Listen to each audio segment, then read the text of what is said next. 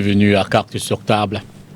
21h, 23h, nous sommes mardi le 16 septembre 2025, à un peu plus de 10 jours avant l'ouverture de la campagne pour l'élection présidentielle du 12 octobre prochain. Vous le savez, la campagne sera lancée précisément le 27 septembre.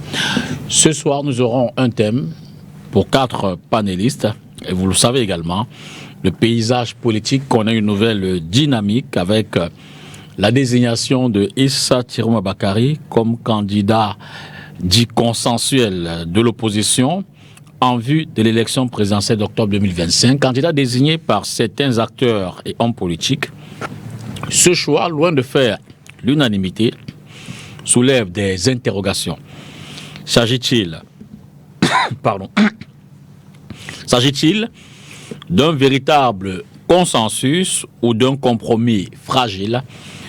L'opposition parviendra-t-elle à s'unir autour de cette candidature ou risque-t-on d'assister à de nouvelles fractures?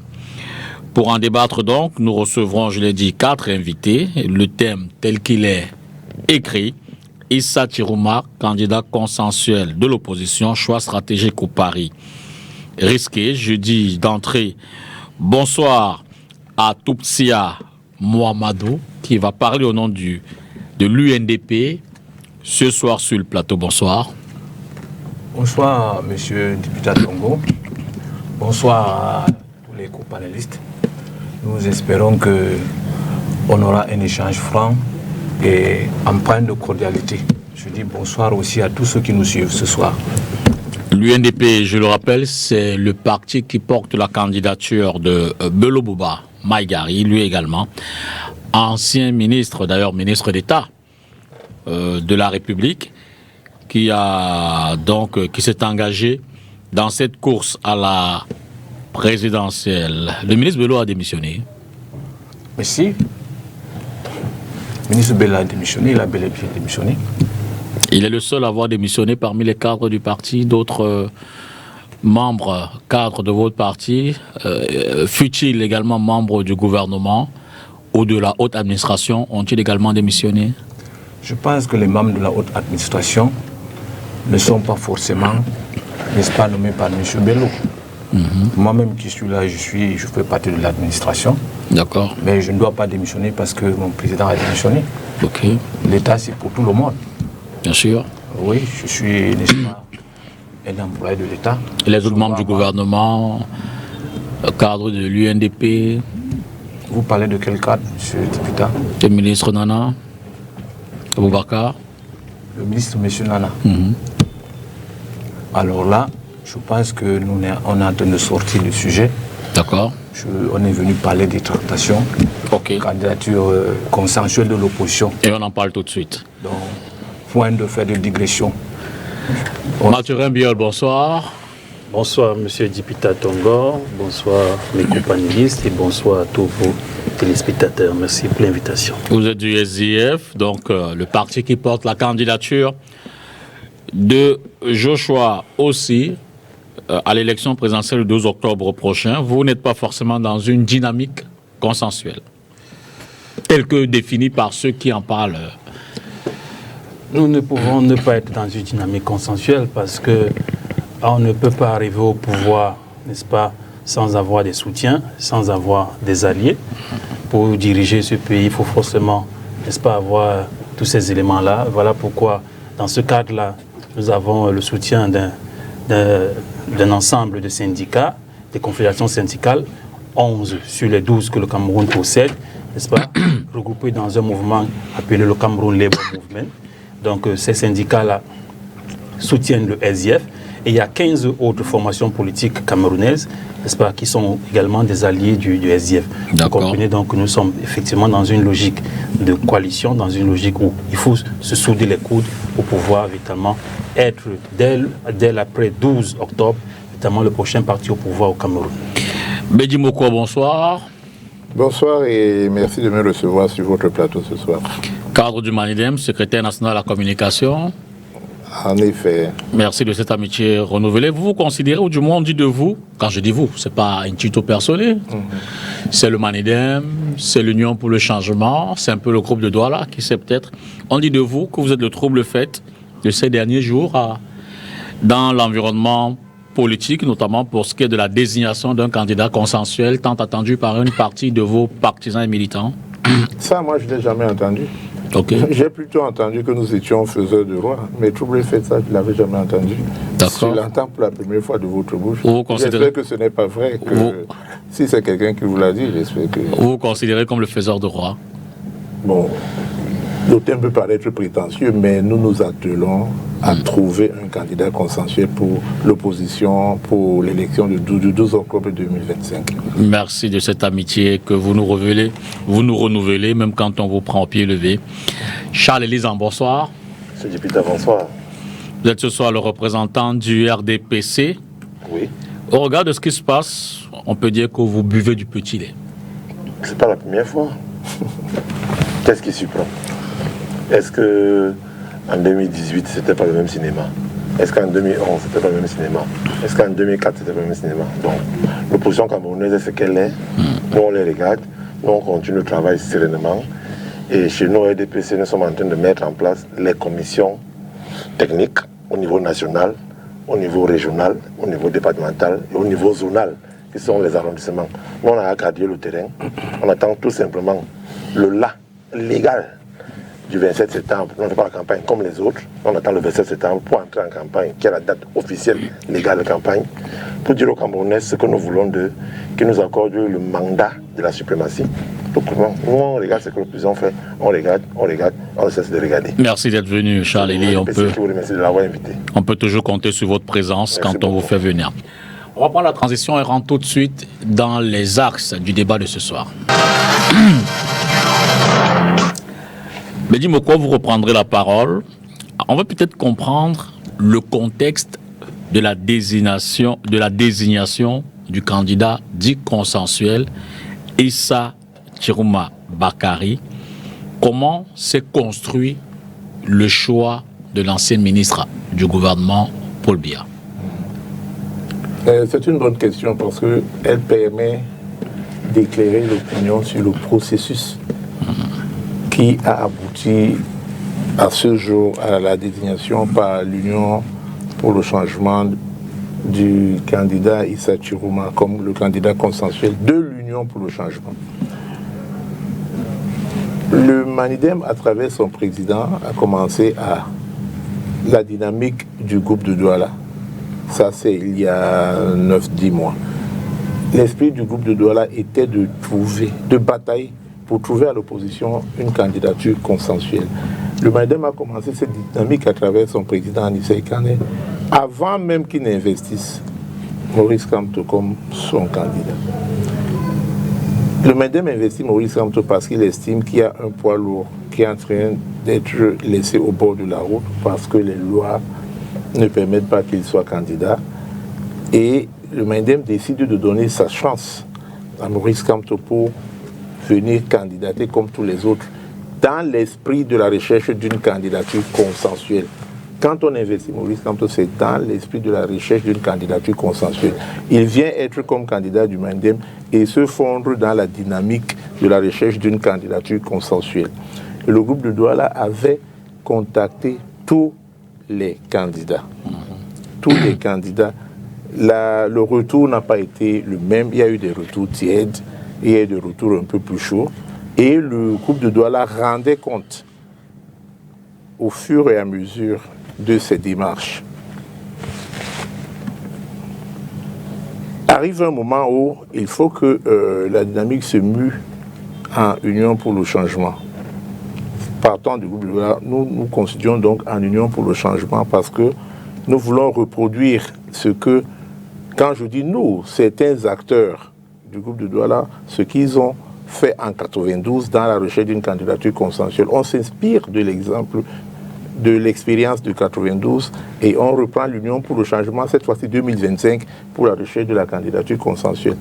Dans le même ordre d'idée, l'Union pour le changement contacte tous les candidats à travers une plateforme que j'ai ici, peut-être il serait fastidieux de la lire, mais elle est là, une plateforme que nous demandons aux candidats de signer s'ils sont d'accord de rentrer dans la dynamique. Parce que pour rentrer dans la dynamique de la recherche de la candidature consensuelle, il faut déjà avoir signé cette plateforme qui est un préalable. Vous n'allez peut-être pas intégralement la lire, mais est-ce qu'on peut avoir les points essentiels pour qu'on s'en fasse une idée? Absolument, et ceci va expliquer tout ce qui est en train d'arriver actuellement. Donc j'essaie de lire quelques points très rapidement. On se dit, premièrement, le candidat consensuel du peuple sera choisi parmi les candidats à l'élection présidentielle qui ont une base électorale significative et qui s'engagent à, premièrement, promouvoir le programme commun de transition et de refondation ci-joint, parce qu'il y a un programme qui est joint. C'est-à-dire, le candidat consensuel ne vient pas pour appliquer son programme. Il vient pour appliquer un programme conjointement mis en place. D'accord.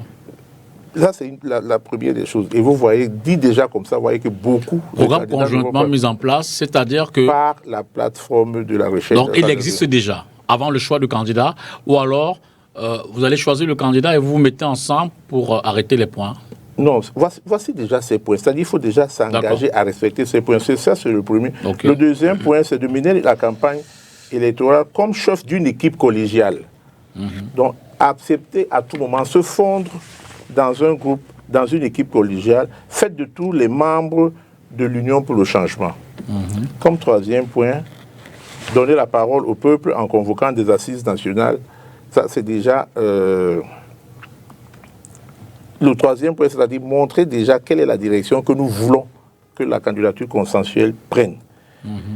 Former le gouvernement, ça c'est un quatrième point, un gouvernement d'union nationale et de transition, de refondation pour mettre en œuvre le programme refondation, parce que nous avons pour objectif, quand le candidat consensuel aura gagné les élections, de faire une refondation, une remise à plat des institutions, que tout ce que nous contestons jusqu'à présent, il faudra que nous le remettions en plat avant de... Bon, et puis il y a deux autres derniers points, organiser un référendum consensuel, et puis avoir un mandat unique de 3 à 5 ans. Une transition. Donc, quand on est candidat consensuel, on vient pour une période transitoire de 3 à 5 ans. Et ça, c'est vraiment le seul à avoir répondu à tous. Je dis expliquer comme ça, on va comprendre pourquoi on s'achète ça. Le seul candidat qui a lu et qui a signé. Parce que c'est assorti d'une fiche où on signe, qu'on s'engage à respecter tout cela. Et quand on s'est déjà engagé, on peut donc être considéré comme quelqu'un qui veut rentrer dans la dynamique de la candidature consensuelle. Bon, nous n'avons pas eu d'autres retours, malgré les efforts. Nous n'avons pas eu d'autres retours. Et nous avons estimé que le temps pressait, le temps ne jouait pas en notre faveur. Il fallait qu'on désigne le candidat que jusqu'ici nous avons obtenu. Nous n'avons pas été très surpris. Il a accepté de signer ce que nous lui proposons. Il a accepté de signer ce que nous lui proposons. Si on en avait eu 2, on n'aurait pas désigné un. On serait allé peut-être à d'autres tractations. D'accord. Et nous continuons de dire que nous n'avons pas fermé les portes. Celui-ci est pour le moment le candidat de l'Union pour le changement. Les tractations continuent parce qu'il faut qu'on éclaire l'opinion qui semble désemparée par tout ce qui est en train de se passer. Et nous sommes un peu surpris que ceux qui n'ont pas adhéré à cela, ceux qui n'ont pas signé, sont ceux qui sont en train de tirer. Alors les tractations qui continuent pour finir, les préalables. Oui. Les tractations qui continuent, c'est pour obtenir l'adhésion des autres à la candidature consensuelle déjà désignée, ou alors qui sait peut-être changer de candidat consensuel si jamais... Bon, vous vous doutez bien qu'avec la démarche que nous avons engagée, nous ne pouvons pas avoir pour le moment eu Issa Churuma et demander aux autres candidats de venir s'aligner derrière lui. Si nous avons d'autres candidatures, les tractations vont continuer et ensemble nous allons nous asseoir pour désigner celui que nous estimons comme le meilleur candidat pour aller représenter l'opposition à l'élection présidentielle de 2025. D'accord. Voilà. Alors Mamadou, je vais peut-être avoir votre réaction. Le groupe de Douala, non, l'UPC, l'Union pour le changement, a a proposé son schéma de travail à votre candidat. Avez-vous connaissance des raisons pour lesquelles il n'a pas forcément adhéré à ce schéma-là? Monsieur député Tongo. Tongo. Ah, Tongo. Je sais qu'avec Rodrigue... Oui. C'est à peu près la même chose. Heureusement qu'il est mon ami, sinon je lui aurais demandé les droits d'auteur sur cette confusion qui... Donc, nous voulons tout simplement dire que, avec tout ce qui vient d'être déroulé, l'UPC, l'Union pour le changement, n'a reçu aucun mandat de l'opposition camerounaise. Des individus ne peuvent pas se retrouver dans des groupuscules et qui engagent des démarches isolées pour demander à l'opposition de venir vers elle pour qu'elle essaye, n'est-ce pas, d'évaluer le programme, de voir le profil, alors qu'elle n'a aucun mandat, aucune légitimité. Et quand bien même on parle de l'UPC, c'est deux partis politiques, le MDI et, n'est-ce pas, le Manidem de M. Ekani Anicet. Nous voudrions savoir de qui ils ont eu la légitimité. En tout cas, à l'UNDP, notre position est claire. Tout ce qui a été fait, ça ne nous engage pas du moment où on n'a pas été approché de près ou de loin. Et nous pensons que dans cet état de choses, la meilleure option serait, n'est-ce pas, que les parties prenantes, ça veut dire les partis qui ont été investis et qui ont été retenus par le Conseil constitutionnel, se mettent ensemble, ils définissent un critérium et, n'est-ce pas, à chacun de voir s'il peut désister au profit de tel ou tel candidat. En d'autres termes, oui. Vous êtes prêt à discuter directement avec les autres candidats sans l'intermédiation de l'Union pour le changement? Nous sommes ouverts, n'est-ce pas, à toutes les discussions. Il n'y a qu'à voir la manière dont le président Bello... Sauf avec ceux qui n'ont pas été... Je ne vous ai pas coupé la parole, c'est mon temps de parole. Allez-y, allez-y. Je vous en prie. Et vous voyez un peu comment il se comporte. Ça veut dire qu'il veut déjà se muer, n'est-ce pas, en modérateur de débat. Non, désarmant. Mais oui, malheureusement.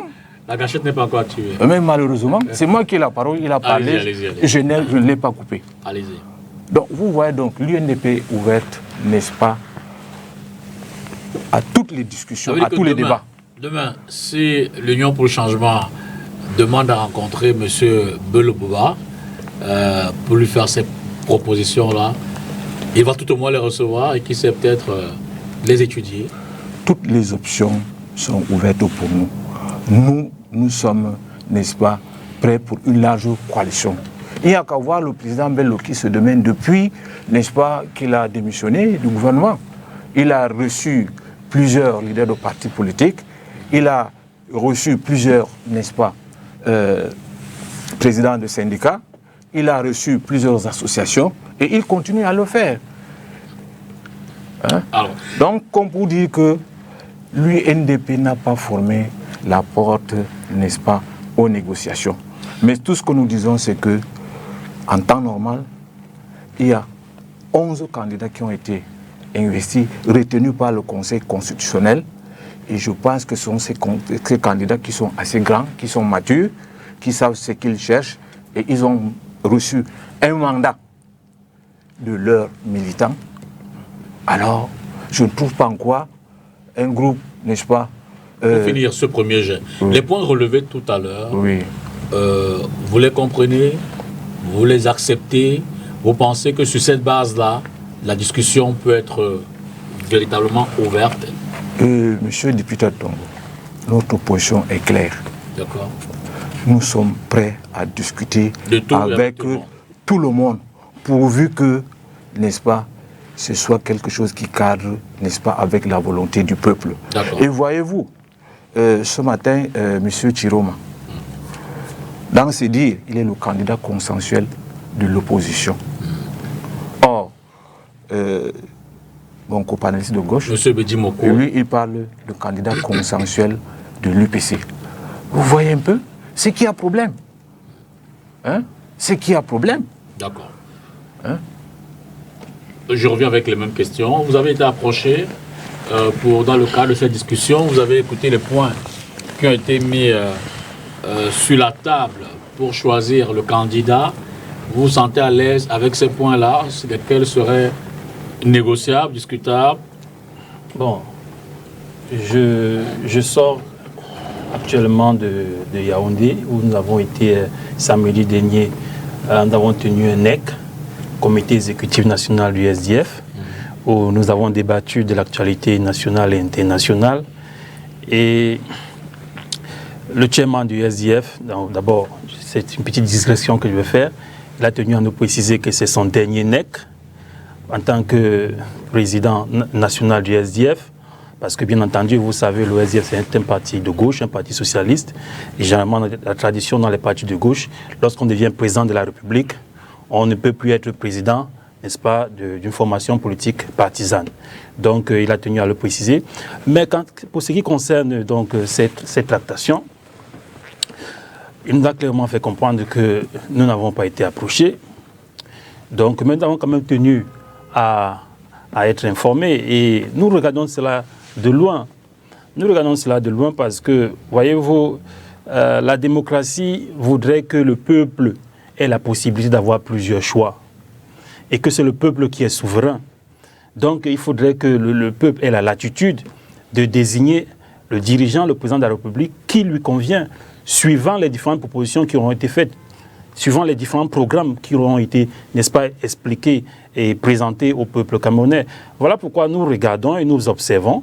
Mais vous savez, depuis fort longtemps, depuis le dernier congrès, convention extraordinaire du SDF, où le candidat du SDF a été désigné par les militants du parti, et l'honorable Chou aussi. Et vous savez que pour le SDF, ce n'est pas comme beaucoup de partis ont peut-être l'habitude de faire, où le président peut faire ce qui lui convient, aller dans la direction qui lui convient, pour que Joshua aussi puisse véritablement, n'est-ce pas, se retirer, par exemple, dans ce cas, n'est-ce pas, pour soutenir une initiative quelconque.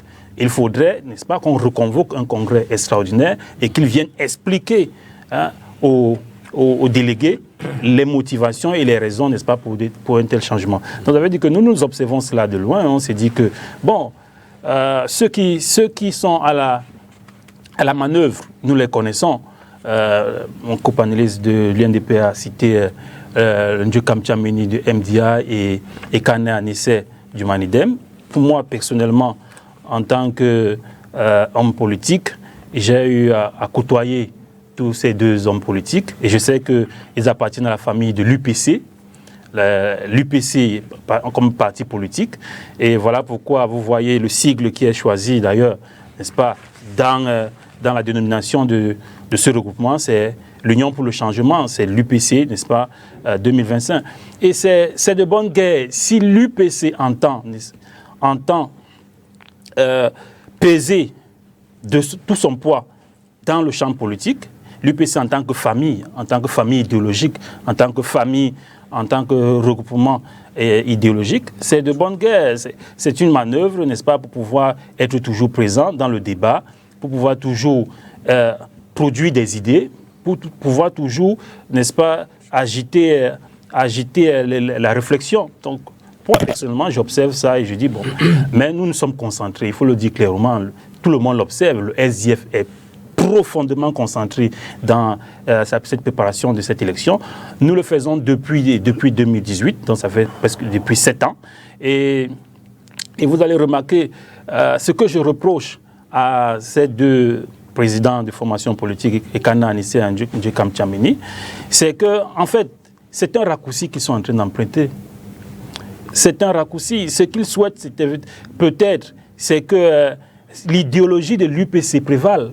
Vous voyez, là, moi, je vais plus en profondeur. Là, c'est le regroupement pratiquement de deux grandes familles idéologiques. Il y a la famille des héritiers d'Amadou Ahidjo, avec Issa Chiroma Bakari, bien sûr, Beloboa également en fait partie, et il y a la famille des héritiers de Omiobe. Ce sont ces deux familles-là qui sont en train de vouloir s'unir pour des raisons qui sont les leurs, pour pouvoir peser sur la prochaine élection présidentielle.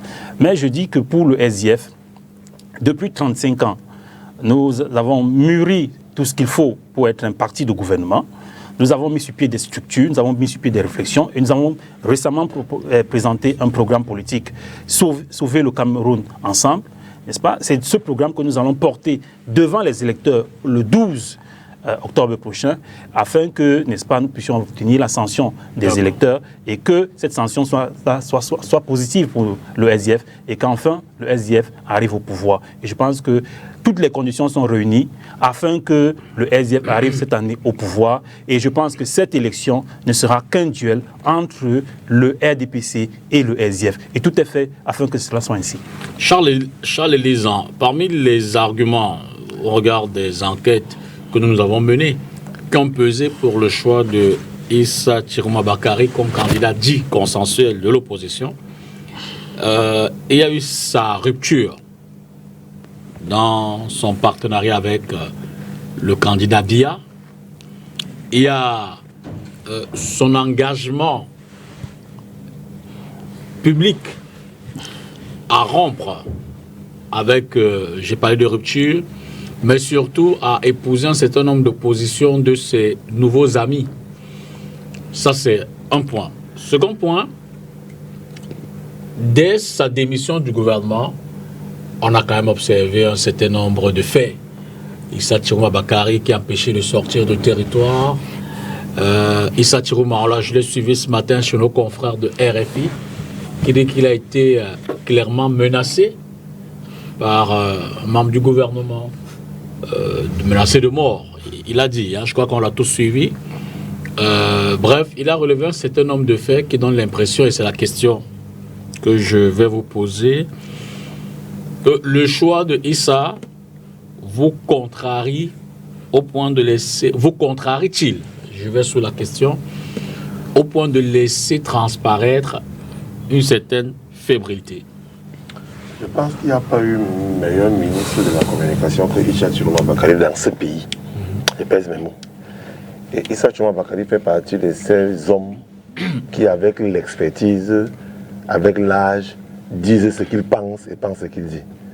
Si Issa Chiroma, à RFI, annonce qu'il y a certains de ses anciens collègues ministres qui l'ont appelé pour les menacer, il aurait dû citer des noms.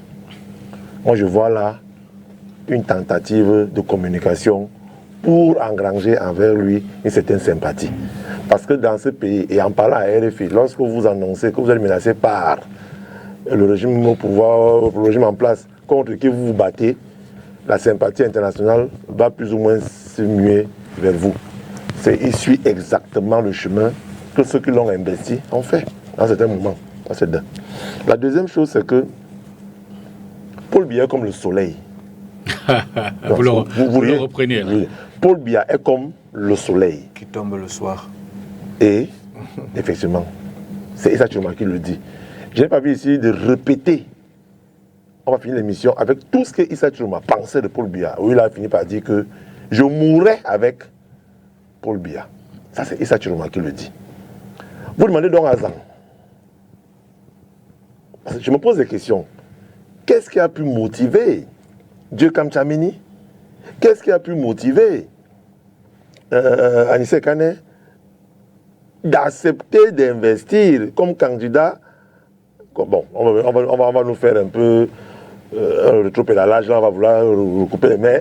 C'est celui qu'ils ont choisi. Pourquoi lui? Est-ce que parce qu'il fallait à tout prix avoir un candidat consensuel de l'opposition, il fallait à tout prix que, comme ce fut, c'est venu, il fallait que ce soit lui? Non, je ne pense pas. J'ai envie ici de rappeler les sorties de M.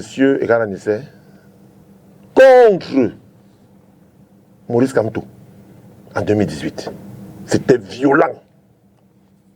Et dans leur rancune, et là, mon frère Mathieu l'a dit, dans cette guerre des héritiers de Joula contre les héritiers de Oum, Ekana Nissé était tellement violent envers Kamto, de juste par son passé de ministre de la République. Écoutez-moi très bien.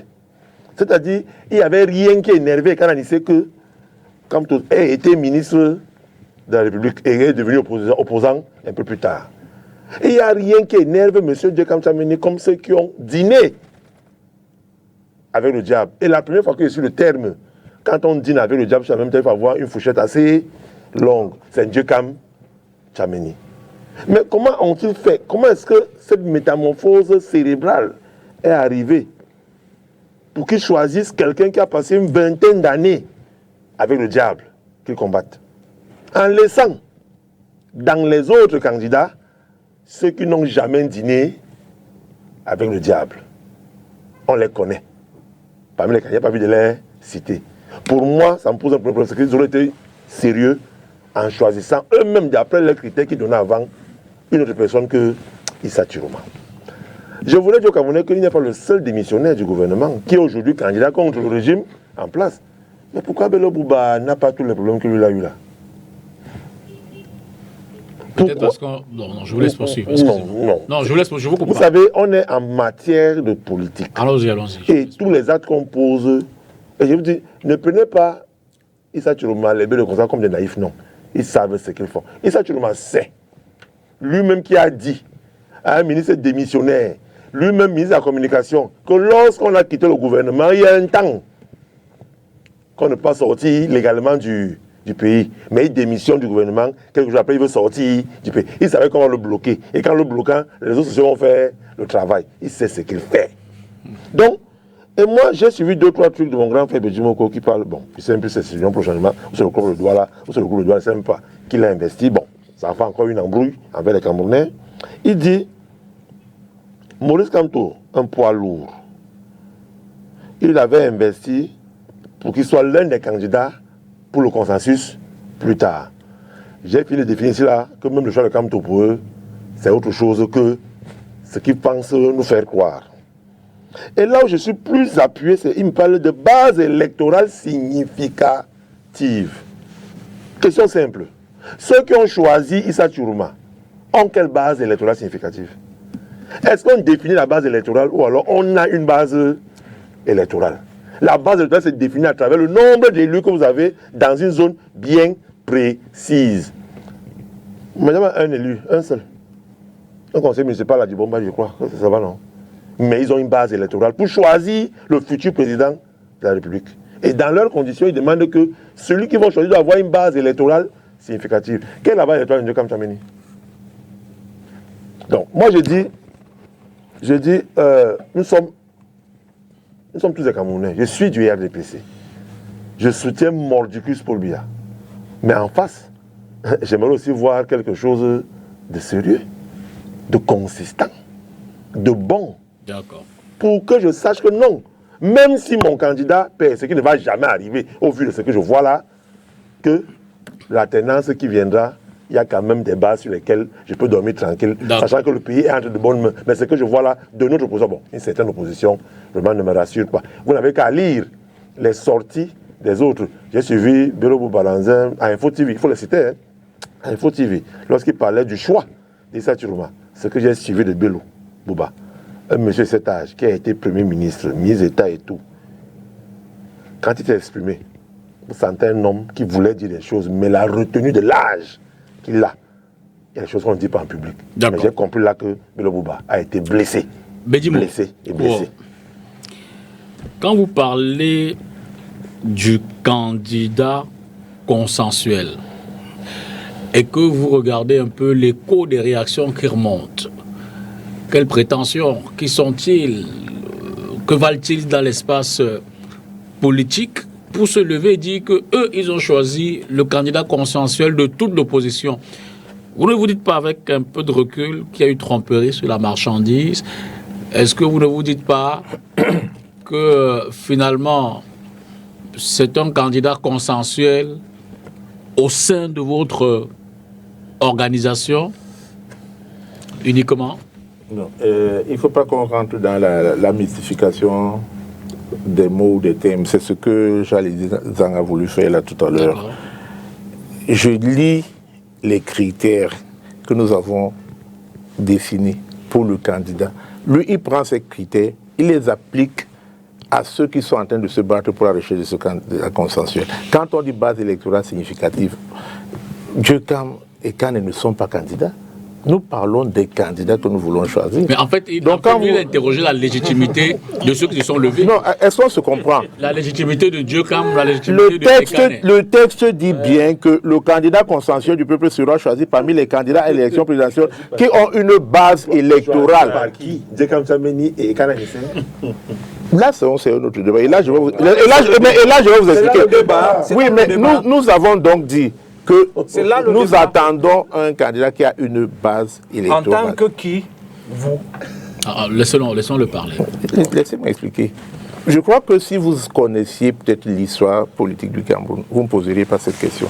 Si vous saviez dans quelles circonstances celui qui a été à l'époque, en 1992, le candidat consensuel, parce que ce n'est pas le candidat unique. En 92, il y a eu, je crois, 9 candidats, dont beaucoup d'autres candidats, mais celui qui a été le candidat consensuel, John Fundi, vous ne savez pas dans quelles circonstances il a été désigné. C'était exactement dans les mêmes circonstances. Et c'était certains de ces acteurs, comme Anissa Ikane.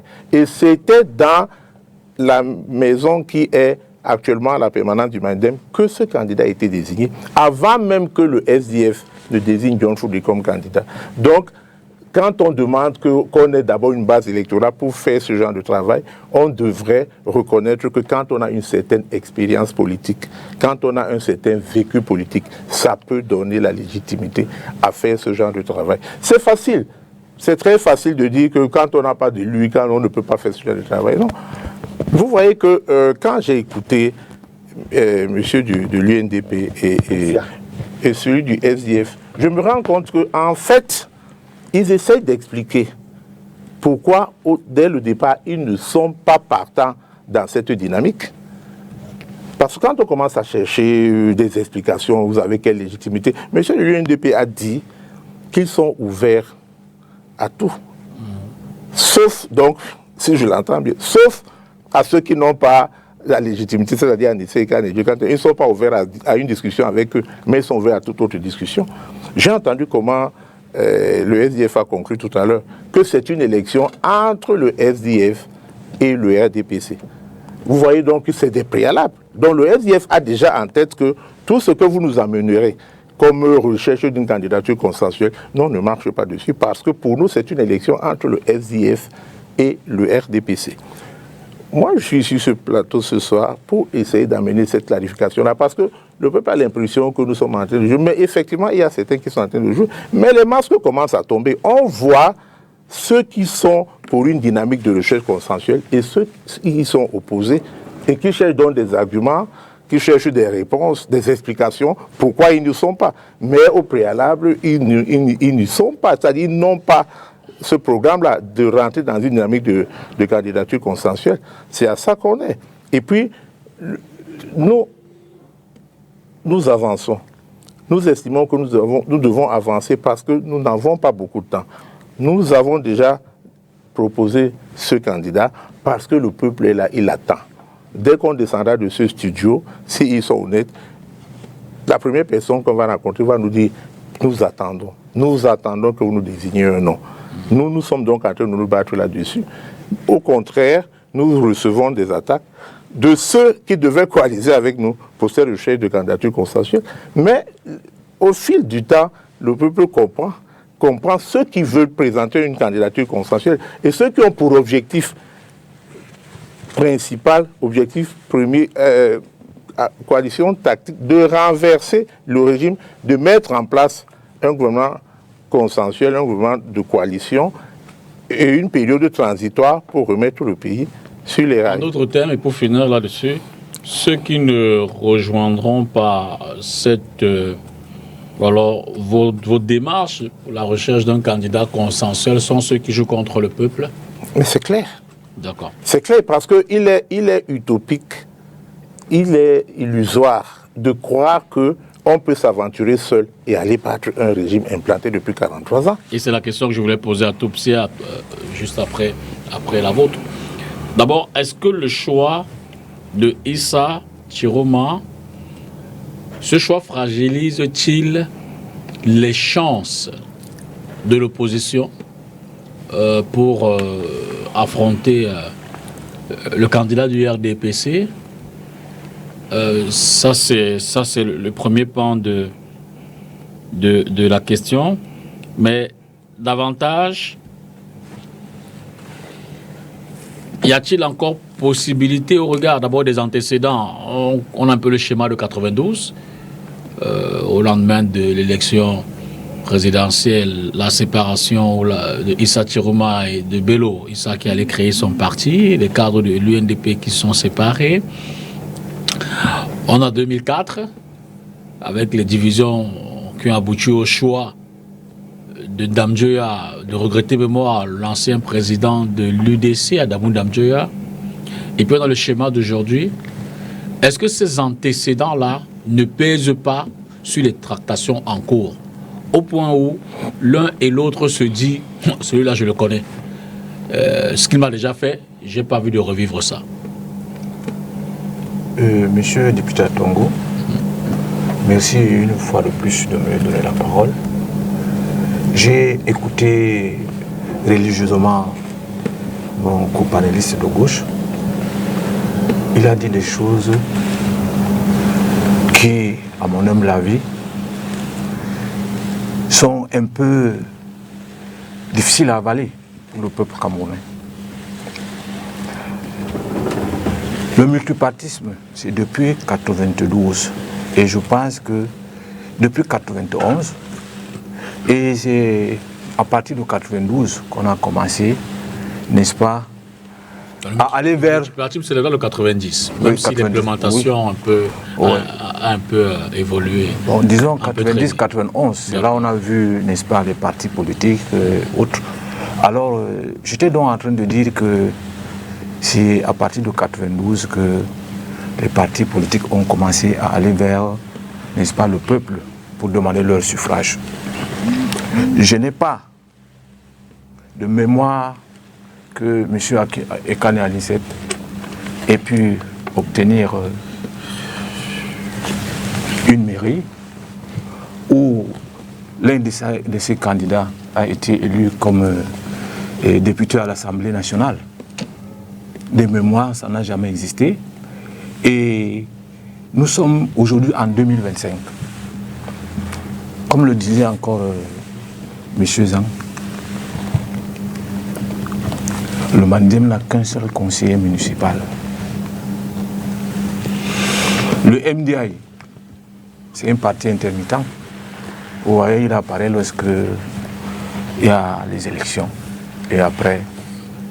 Mais comment se fait-il donc que des gens qui n'ont aucune légitimité, je me reprends, ils sont allés vers le peuple, ils n'ont jamais gagné une élection, n'est-ce pas, se lèvent un matin pour dire que ce sont eux qui vont définir le critérium du choix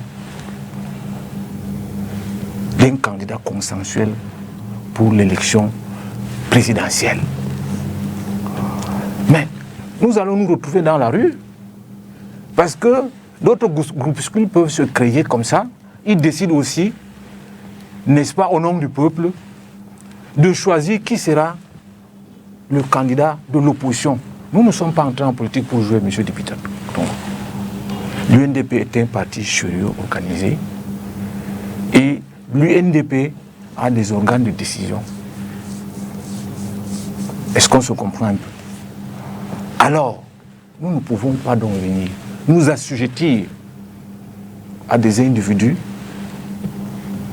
qui n'ont aucune qualité, qui demandent, n'est-ce pas, aux candidats retenus de venir vers eux pour qu'ils disent comment ils vont marcher et qui leur imposent un programme. Ça, je n'ai jamais vu ça. Ça, c'était pour répondre, n'est-ce pas, monsieur Bédimo. Vous m'aviez posé la question de savoir si la candidature de Chiroma ne fragiliserait-elle pas, n'est-ce pas, l'opposition. Mais nous sommes en train d'aller droit vers le mur. Pourquoi? Comme je le disais tantôt, il y a déjà M. Bikoko qui a créé une coalition pour définir qui va être le candidat. Tout comme d'autres partis qui n'ont même pas eu une investiture. Et le groupe de Fumban. Oui, effectivement. Mais je ne parle pas encore du groupe de Fumban, mais je dis qu'un autre groupe, puisqu'il peut se retrouver, pour dire que nous aussi, c'est nous qui allons, n'est-ce pas, décider de qui va être le candidat consensuel de l'opposition. Et vous voyez, c'est bien parti pour que, n'est-ce pas, il n'y ait pas une candidature tant souhaitée par l'UNDP. Et comme je le disais tantôt, M. Bello Bouba n'a fait que ça depuis qu'il est sorti du gouvernement. Il a approché plusieurs candidats investis et retenus. Il a approché les syndicats et il a même approché d'autres partis qui n'ont pas pu obtenir, n'est-ce pas, l'investiture. Moi, à mon humble avis, il faudrait que, n'est-ce pas, les gens taisent leur ego, qu'on arrête avec l'esbouf et qu'il y ait un sursaut d'orgueil de la part des uns et des autres. Parce que, avec ce qui se passe, c'est bien parti pour qu'on ait plusieurs candidats. Et notre souhait, nous, c'est de demander aux uns aux autres de se mettre ensemble, de trouver une solution pour sortir le Cameroun du naufrage qu'on vit depuis un certain temps.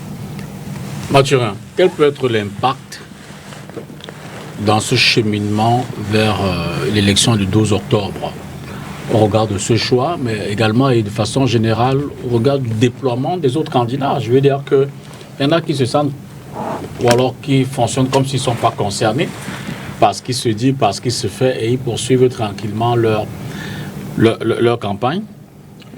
Quel peut donc être l'impact, pour me reprendre, de tout cela? Des deux choses l'une. Soit l'impact est nul, parce que le peuple est déjà éclairé, le peuple connaît quels sont les acteurs politiques, connaît l'historique de chacun d'entre eux, l'intégrité. Parce que, voyez-vous, il faut d'abord que je cite les deux options. Soit, donc, effectivement, ce choix-là est nul, n'est-ce pas, l'impact est nul. Soit alors, l'impact, n'est-ce pas, pourrait tout simplement décourager les électeurs. Parce que cette confusion-là, la conséquence la plus dangereuse, c'est de voir les électeurs être découragés et se dire que bon voilà, donc ces gens-là, ils sont incapables de se mettre ensemble. Ça ne sert à rien d'aller voter le 12 octobre parce que les dés sont faits, puisque le discours qui est tenu consiste à dire que si vous ne pouvez pas et si vous ne réussissez pas à vous mettre ensemble, vous ouvrez un boulevard à monsieur Biya. Donc ça veut dire qu'on va dans cette direction-là et au finish, le 12 octobre, on obtiendra encore le ratio qu'on a obtenu au cours de l'élection de 2018, où près de 50% de l'électorat n'est pas sorti pour aller voter. Donc, ces deux options, je souhaite véritablement qu'elles soient véritablement écartées. Du moins, que l'une prévale, celle où l'impact serait nul. Et pour moi, je pense que véritablement, nous sommes arrivés à une situation au Cameroun où, pour être un opposant radical au régime de M. Biya, il faut avoir été ministre de M. Biya. Il faut avoir été membre du gouvernement. Parce que c'est la logique dans laquelle on semble nous entraîner. Ça veut dire que pour nous autres qui, depuis 35 ans, nous sommes radicalement dans l'opposition, radicalement dans la réflexion pour être un parti alternatif, un parti avec un programme un programme de gouvernance qui pourrait nous permettre de diriger le pays avec une autre vision, nous sommes des gens qui ne sont pas légitimes. La légitimité, n'est-ce pas, se gagne lorsqu'on devient ministre de M. Biya et qu'on y passe soit 7 ans, soit 10 ans, et qu'on démissionne à la veille d'une élection et on se présente comme étant l'opposant le plus brillant, le plus grand, le plus radical à M. Biya. Et je le dis pourquoi? Parce que ce matin, lorsque nous avons entendu, en tout cas, ce que disait, je pense, soit c'était, oui, M. Chirouma, ça c'est une petite confidence que je fais là. Mon épouse m'a demandé qu'est-ce qu'on reproche finalement donc à M. Momo Jean de Dieu et à Célestin Djamène. Mais puisque qu'est-ce qu'on leur reproche finalement?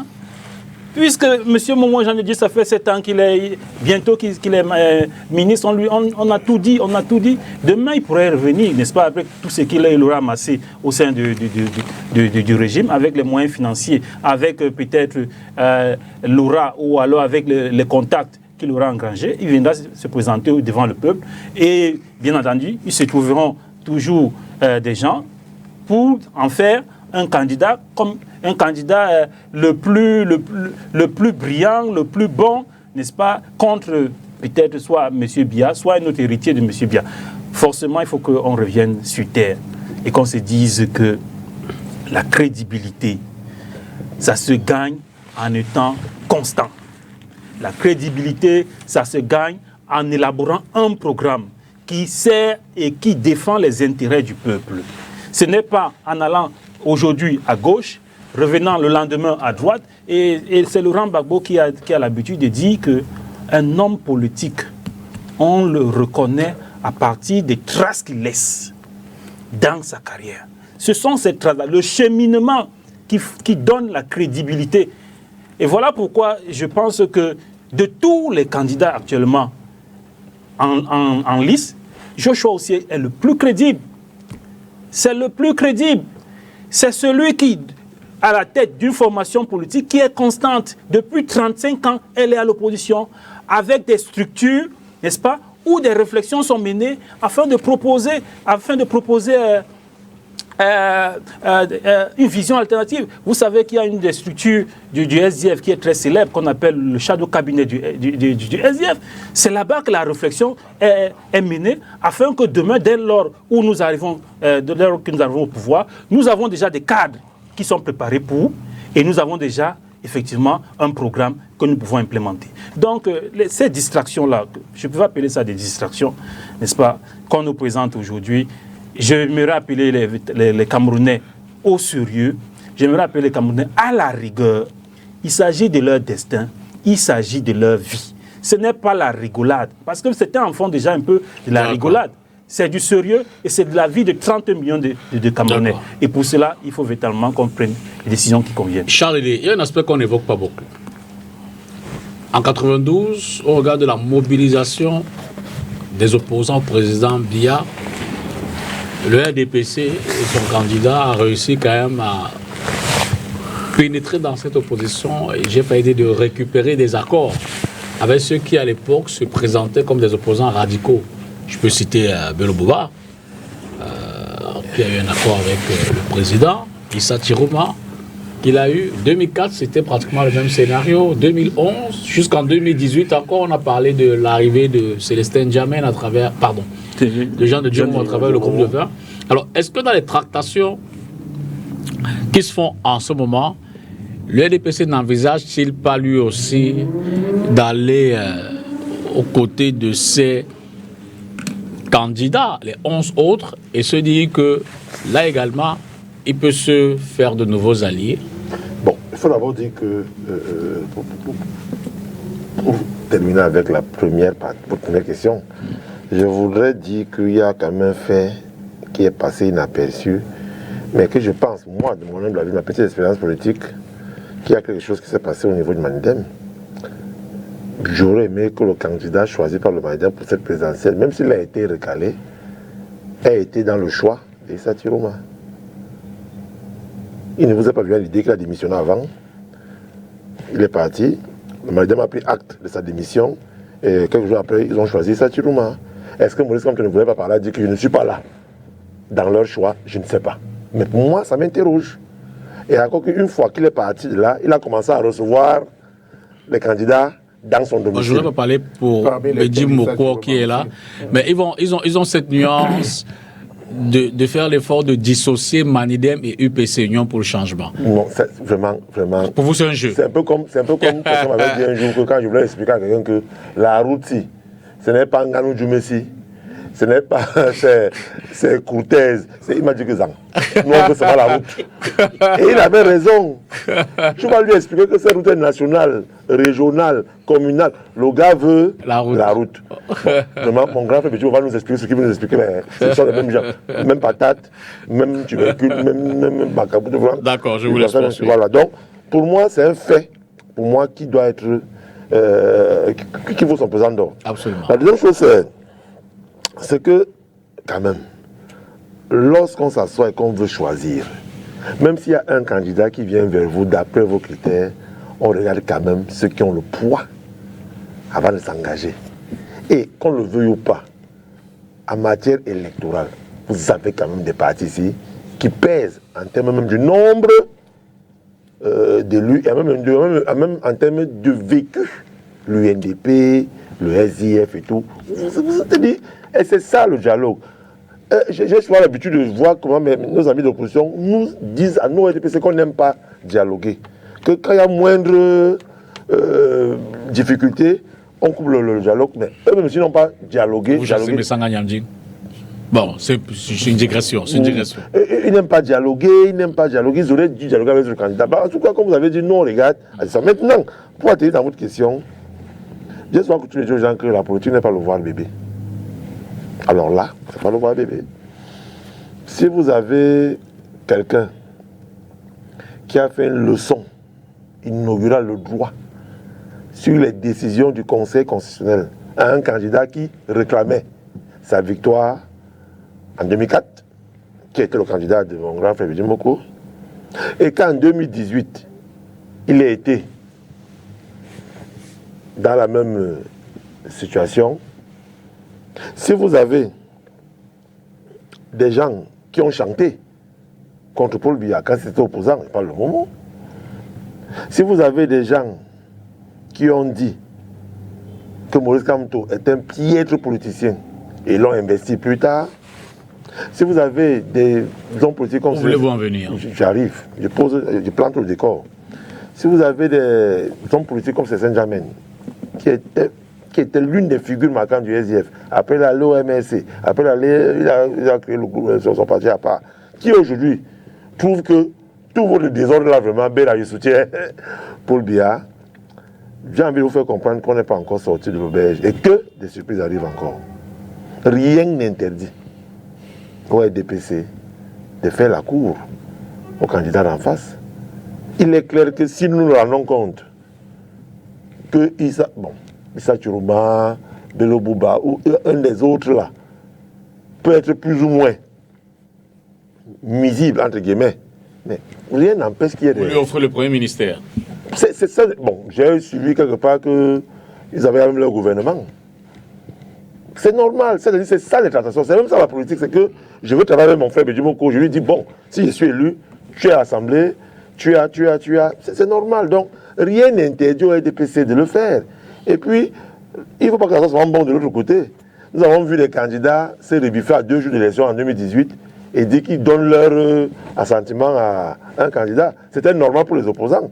Mais si ça vient sur le niveau du RDPC, que les gens applaudissent. Donc, nous, au RDPC, nous sommes sereins. Nous, on a constaté et pris acte que nous avons 2 alliés.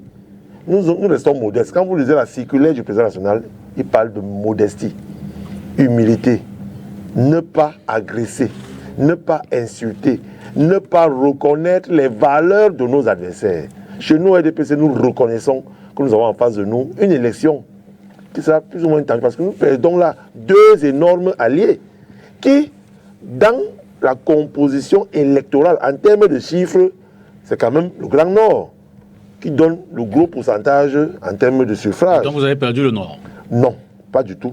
On n'a pas perdu le Nord, mais on a perdu, il faut le dire, on a perdu des alliés qui nous donnaient quand même beaucoup de voix dans le septentrion. Et là, ça remettra aussi en selle les nôtres.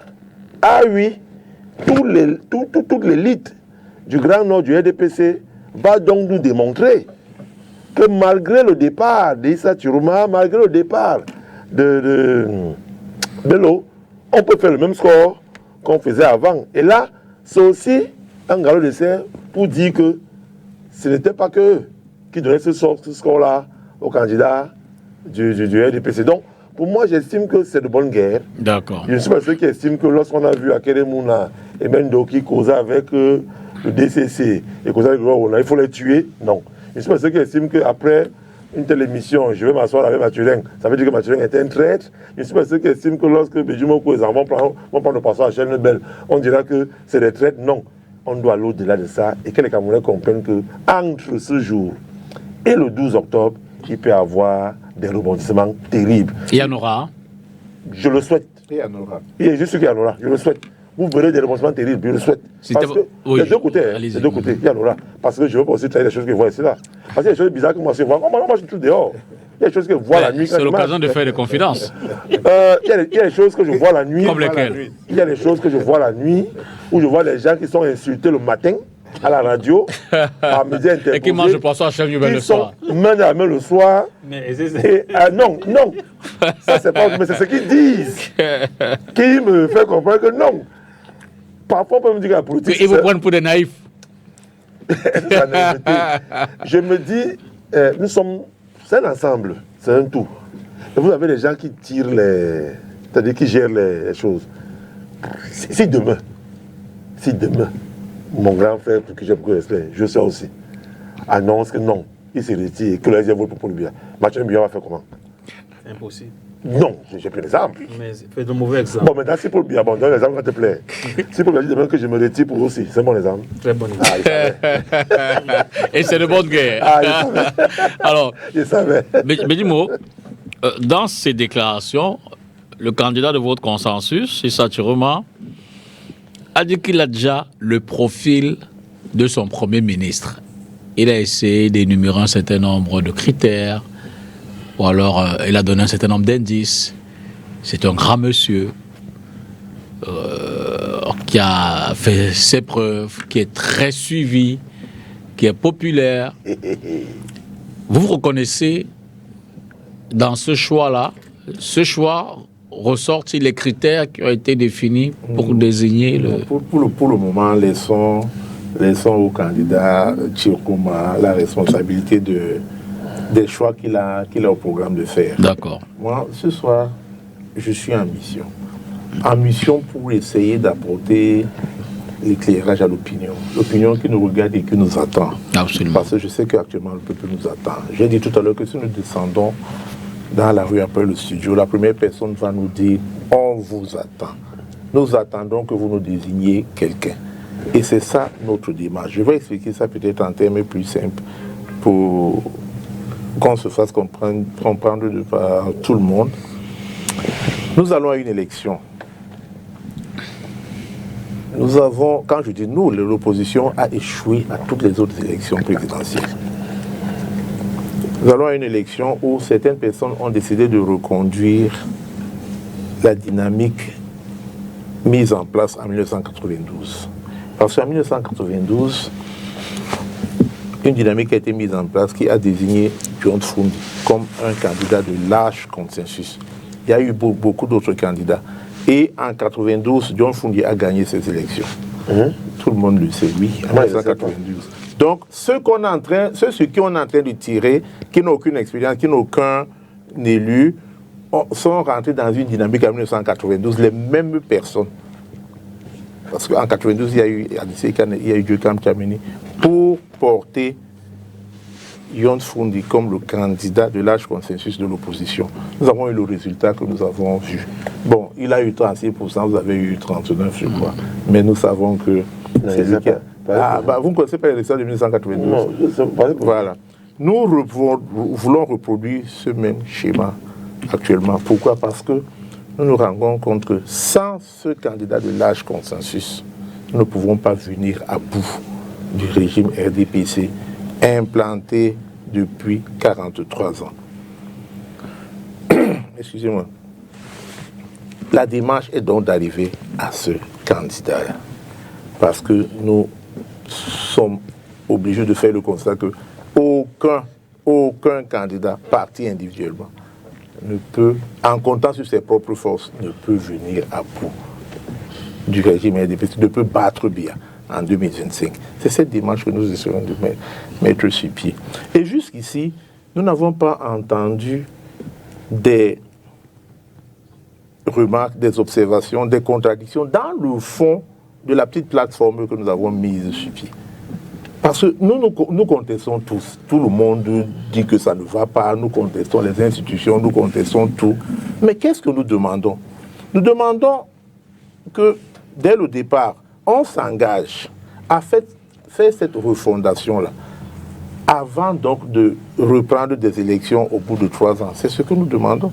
Mais venez donc signer cette plateforme pour que nous nous mettions ensemble, avec un seul objectif, faire tomber Biya en octobre 2025, et qu'ensemble, on s'asseye pour faire une refondation, pour faire une période transitoire de 3 ans, pour remettre les institutions, de nouvelles institutions en place.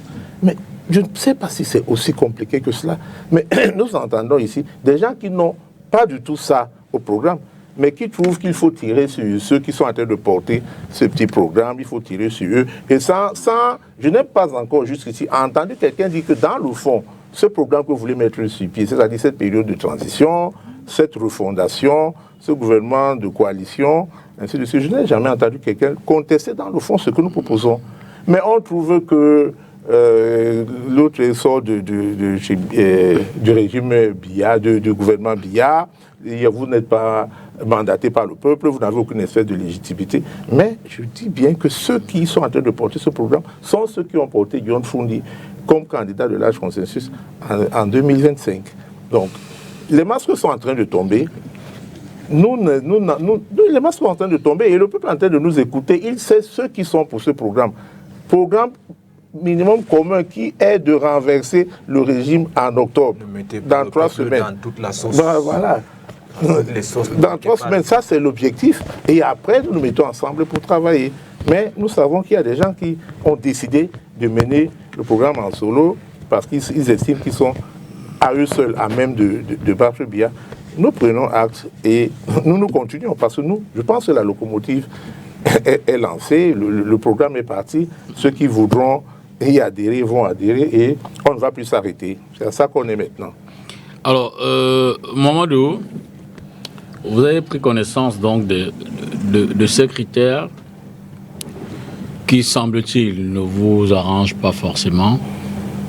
Quelles sont donc les conditions qui pourraient vous rapprocher de la position de vos camarades dans le sens en tant qu'acteur politique pour que les discussions, selon vous, soient plus saines, plus ouvertes, plus franches, afin qu'ils soient peut-être sur la base de ces critères, afin qu'ils soient d'adhérer à leurs propositions ou de la rejeter définitivement. Monsieur le député Tongo, je pense que nous avons été clairs dès le départ. Et il y a une circulaire du président national de l'UNDP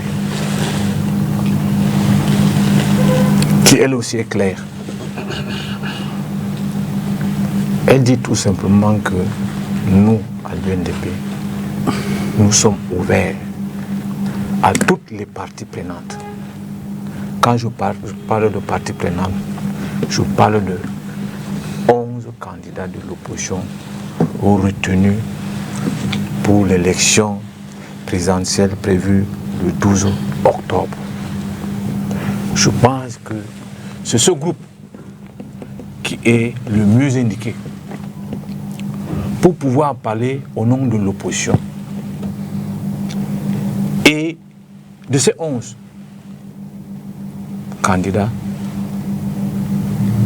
d'aucuns pourront, n'est-ce pas, désister pour céder la place, n'est-ce pas, à leur père. Nous, ça c'est notre option. C'est-à-dire que ceux qui peuvent aujourd'hui parler au nom de l'opposition, ce sont qui ont été retenus, les 11 candidats. Je ne vois pas une autre démarche. Parce que cette démarche est vouée à l'échec. Je le disais tantôt, d'autres personnes peuvent se lever, ils créent quelque chose de ce genre pour dire que le peuple n'a investi personne en dehors de ceux qui ont été investis par le Conseil constitutionnel, qui ont été retenus par le Conseil constitutionnel pour aller aux élections. Ce sont ceux-là qui ont eu la légitimité.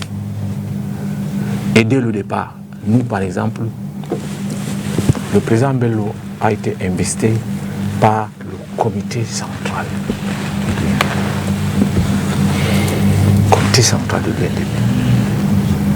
Et je pense que c'est la même chose dans le parti de mon frère, le Chouaouchi.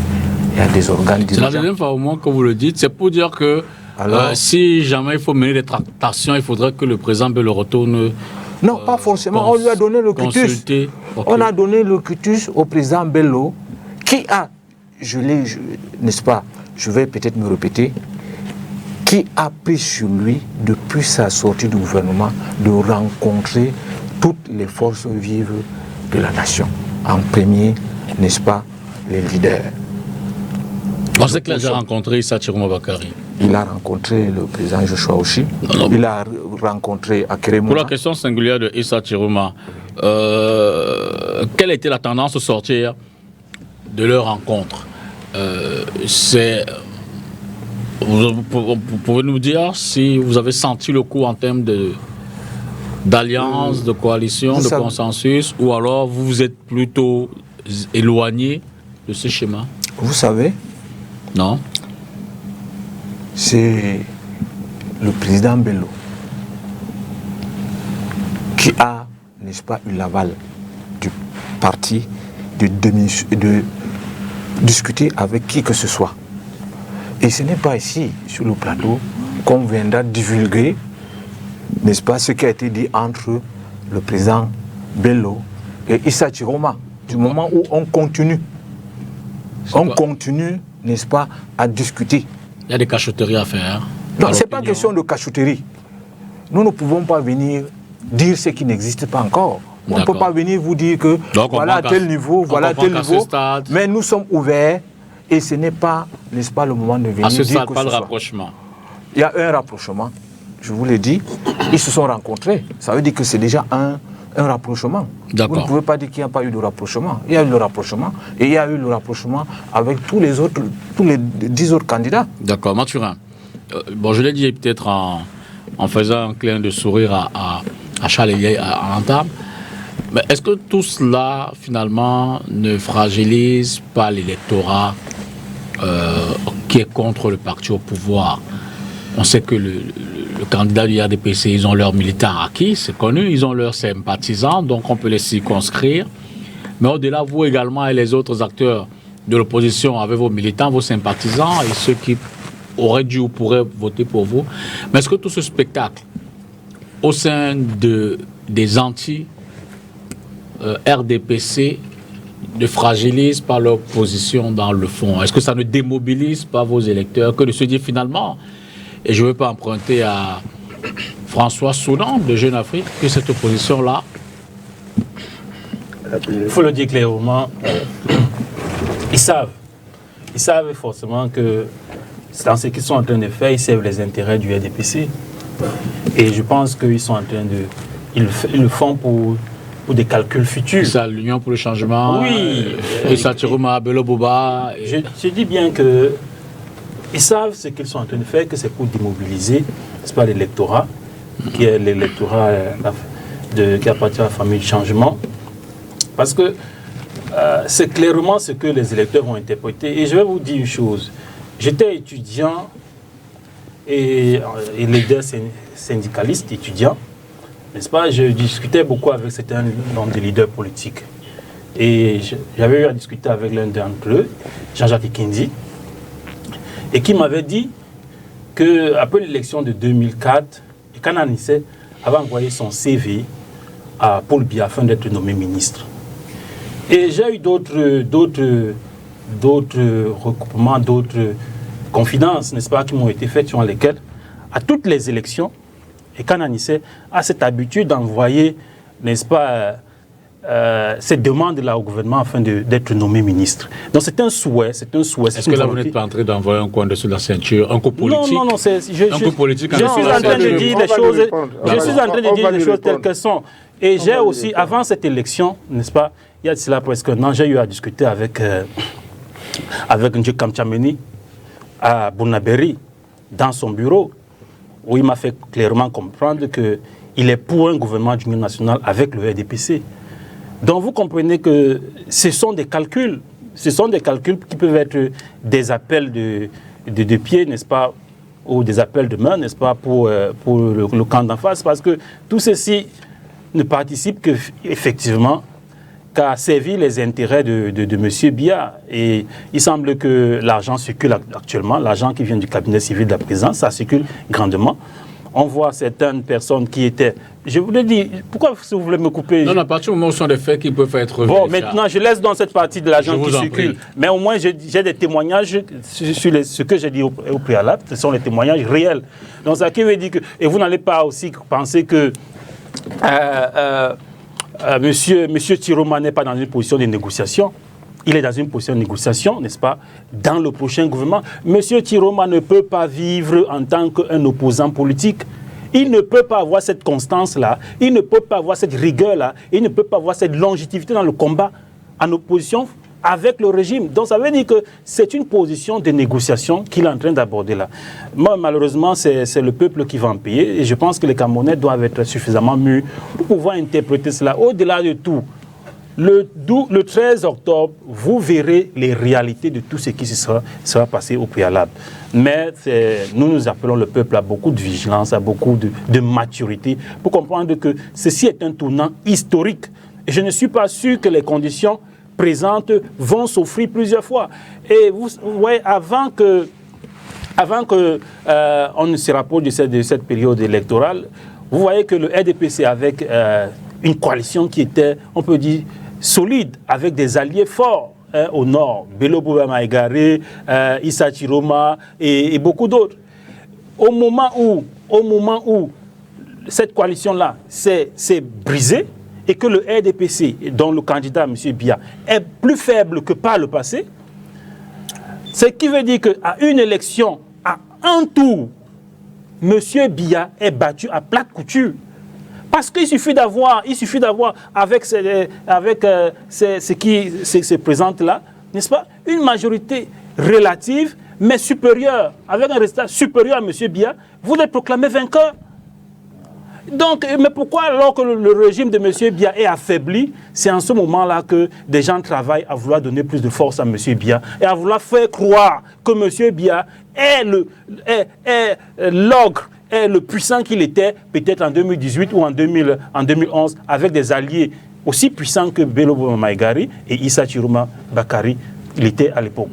Donc, vitalement, ceux qui travaillent à ce cycle-là ne servent pas les intérêts du peuple camerounais, ne servent pas les intérêts du peuple du changement. Et je pense que tous les Camerounais devraient le savoir et s'engager radicalement au 12 octobre, de se mobiliser. On nous parle de près de 8 millions, le minimum, n'est-ce pas, d'électeurs. Et vous comprenez vous savez qu'en 2018, n'est-ce pas, 3 500 000 seulement se sont déplacés. Si aujourd'hui ou alors en octobre, le mois prochain, le 12, 8 millions d'électeurs se déplacent et font le choix qui convient, c'est-à-dire Joshua aussi, je suis sûr que les choses basculent et nous avons maintenant une alternance et un nouveau président à la tête du pays. Charles Elizan, est-ce que ce débat n'occulte pas l'une des questions essentielles, questions de fond de cette élection? Présentation des programmes pour les candidats et appréciation du bilan pour le président sortant. Bon, d'abord, la difficulté qu'a le président sortant, c'est qu'il a un bilan à présenter et que ceux qui sont en face ont justement à dire sur ce bilan. Mais ne vous détrompez pas, détrompez-vous, nous allons rentrer justement lors de la campagne dans cette C'est-à-dire, nous, cette facilité qu'a quelqu'un de dire il n'y a pas de route. Moi, je vais faire 1800 km de route en 3 ans. Il va nous dire comment il va le faire. Où est-ce qu'il prendra l'argent? C'est-à-dire, la campagne sera aussi ça. En même temps, je veux dire que si je veux sortir de Douala et mettre 4 heures de temps pour le faire, quelqu'un qui vient me dire... non, ça va durer en 30 minutes. Quelqu'un qui vient du côté de Bonabéry. On parlait pour aller à l'ouest. Vous pouvez prendre l'avion, non? En 5 minutes. J'ai pas les moyens de l'avion. J'ai pas les moyens de l'avion. Vous n'avez pas? Les moyens de l'avion. Non, il est préférable pour tous les Camerounais qui vivent à Douala de supporter ces désagréments qu'il y a à Bonabéry. Parce que dans quelques jours, ce qui arrivera, ça sera magnifique. Bon, c'était une parenthèse. Magnifique. C'était une parenthèse. Non, tout ça, ce que j'ai vu aujourd'hui avec le travail qui est fait au carrefour des rails, le travail qui est fait d'aménagement de cette route. Je préfère souffrir maintenant et que dans 3, 4, 5 jours, ça sera beau. Ce que j'ai vu en Ndokoti aujourd'hui, je préfère souffrir aujourd'hui que ça soit beau demain. C'est ça qu'il faut dire au Cameroun. Je vous laisse poursuivre dans votre développement tout à l'heure. Je suis en train de dire que il y aura un temps de... Il y aura des projets à présenter. Ils vont nous présenter leurs projets, les candidats. Je suis aussi électeur. Le peuple. Nous-mêmes qui sommes élus, on ne parle pas trop du peuple. Le peuple qui a des onction. Mais c'est ceux qui ne sont pas élus qui parlent toujours du peuple. Je suis parfois dépassé. Je suis un élu, mais je ne parle jamais du peuple. Le peuple m'a donné son onction et j'attends le 2 octobre que le peuple le renouvelle auprès du chef de l'État. Mais moi, je dis juste c'est que il n'y aura pas cette facilité que certains ont de faire les copier-coller qu'ils font souvent. Présenter au peuple et dire nous ferons ceci. Parce qu'à l'étude et à l'exercice de ceux qui sont même dans leur propre vécu, on voit bien que c'est du saupoudrage et ils nous vendent du vent. Moi, je continue à me poser des questions. Lorsque Mathurin parle de Paul Biya qui est plus affaibli qu'avant, je tiens à te rappeler que c'est ton ancien patron qui avait dit l'erreur que nous commettons toujours, c'est de croire que Paul Biya est mort. Et pendant que nous croyons qu'il est mort, c'est là où il se réveille, il se ressuscite. Et tu viens de commettre cette erreur. Parce que Issa Chiroma et Bolo sont partis, vous estimez que non, c'est terminé. C'est normal que le RDPC non, c'est par rapport à quoi? Que c'était des alliés importants, que c'était des... Affaiblis par rapport... Qui faisaient votre force au nord. Donc ça veut dire que vous les avez perdus, forcément vous êtes affaiblis à ce niveau. Kawala est parti du SDF. Et Limilo est parti du SDF. Je continue à citer. Est-ce que vous êtes affaibli ou bien vous êtes mort? Réponds à ma question s'il te plaît. Tu ne parles plus. Tu ne parles plus. Non, tu ne parles plus. Limilo n'a pas le poids de... Ce n'est pas là le poids. Non, Limilo a été élu. Kawala était élu. Il faut faire très attention. Et c'est ça le problème. C'est-à-dire, vous avez perdu des gens dans votre parti qui étaient des élus locaux, c'est-à-dire qu'il y avait une base assise, mais vous estimez qu'ils ne sont pas forts. Donc, c'est ça aussi. Mais un parti a donc cette capacité de se régénérer. Vous voulez que vous donne le score du SDF depuis sa création jusqu'à ce jour?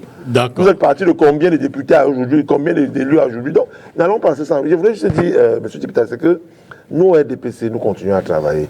Et je voulais faire comprendre à mon frère Mathurin que le FNC aujourd'hui est moins puissant qu'avant. Parce que le numéro 2 du FNC est avec nous. Tu le sais. C'est un élu. Il est avec nous. Même à l'UNDP, l'ancienne SG, qui n'est pas des moindres, qui est avec nous. Donc, nous n'avons perdu aucun. Nous n'avons perdu aucun SG au profit du RDPC. Je veux juste dire, les groupes composés d'hommes se défendent et se font.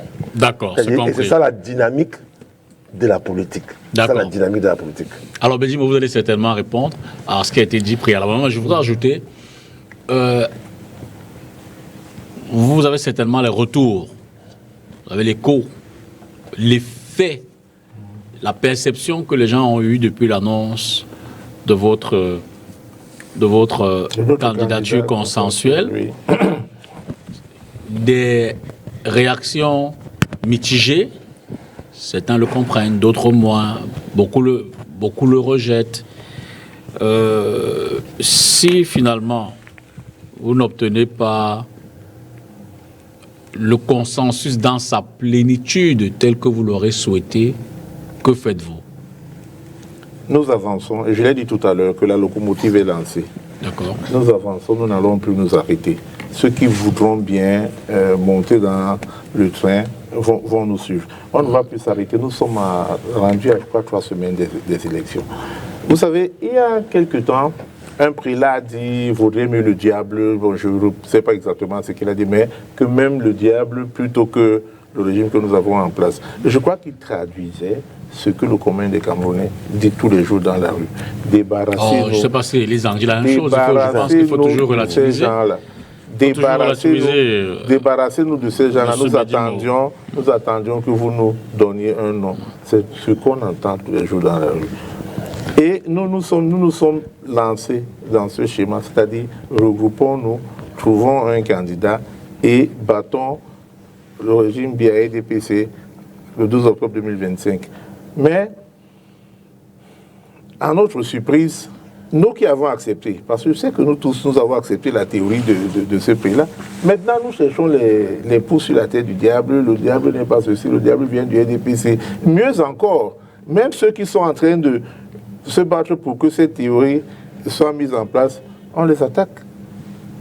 Mathurin Biol vient maintenant d'attaquer Anissé Ikane. Je ne sais pas à quoi ça sert dans ce débat. Il a entendu qu'Ikane a donné son CV, mais il n'a pas écouté quand Messanga Yamdi a dit que Anissé Ikane était peut-être le seul qui a refusé une offre de billets. Ça aussi, ça a été dit. Mais là, ça, il ne l'a pas entendu. Mais quelle est cette espèce d'acharnement sur ceux qui sont en train de porter le problème? Je le répète, je n'ai pas encore entendu une contestation du fond de ce que nous proposons.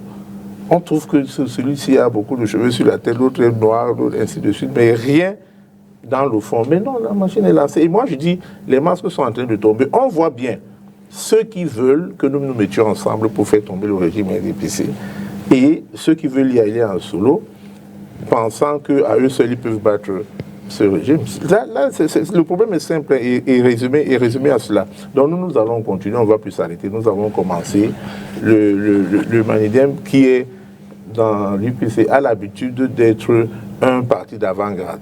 Très souvent, il dit des choses et beaucoup comprennent après. Là, maintenant, nous sommes encore lancés dans le chemin avant-gardiste. Nous allons. Et puis, je voudrais rassurer l'électorat aussi, que les gens ne restent pas chez eux, parce que nous sommes à un tournant historique de la vie politique du Cameroun, qu'ils prennent leurs cartes et qu'ils s'apprêtent à aller voter le 12 octobre, parce que les tractations ne sont pas finies.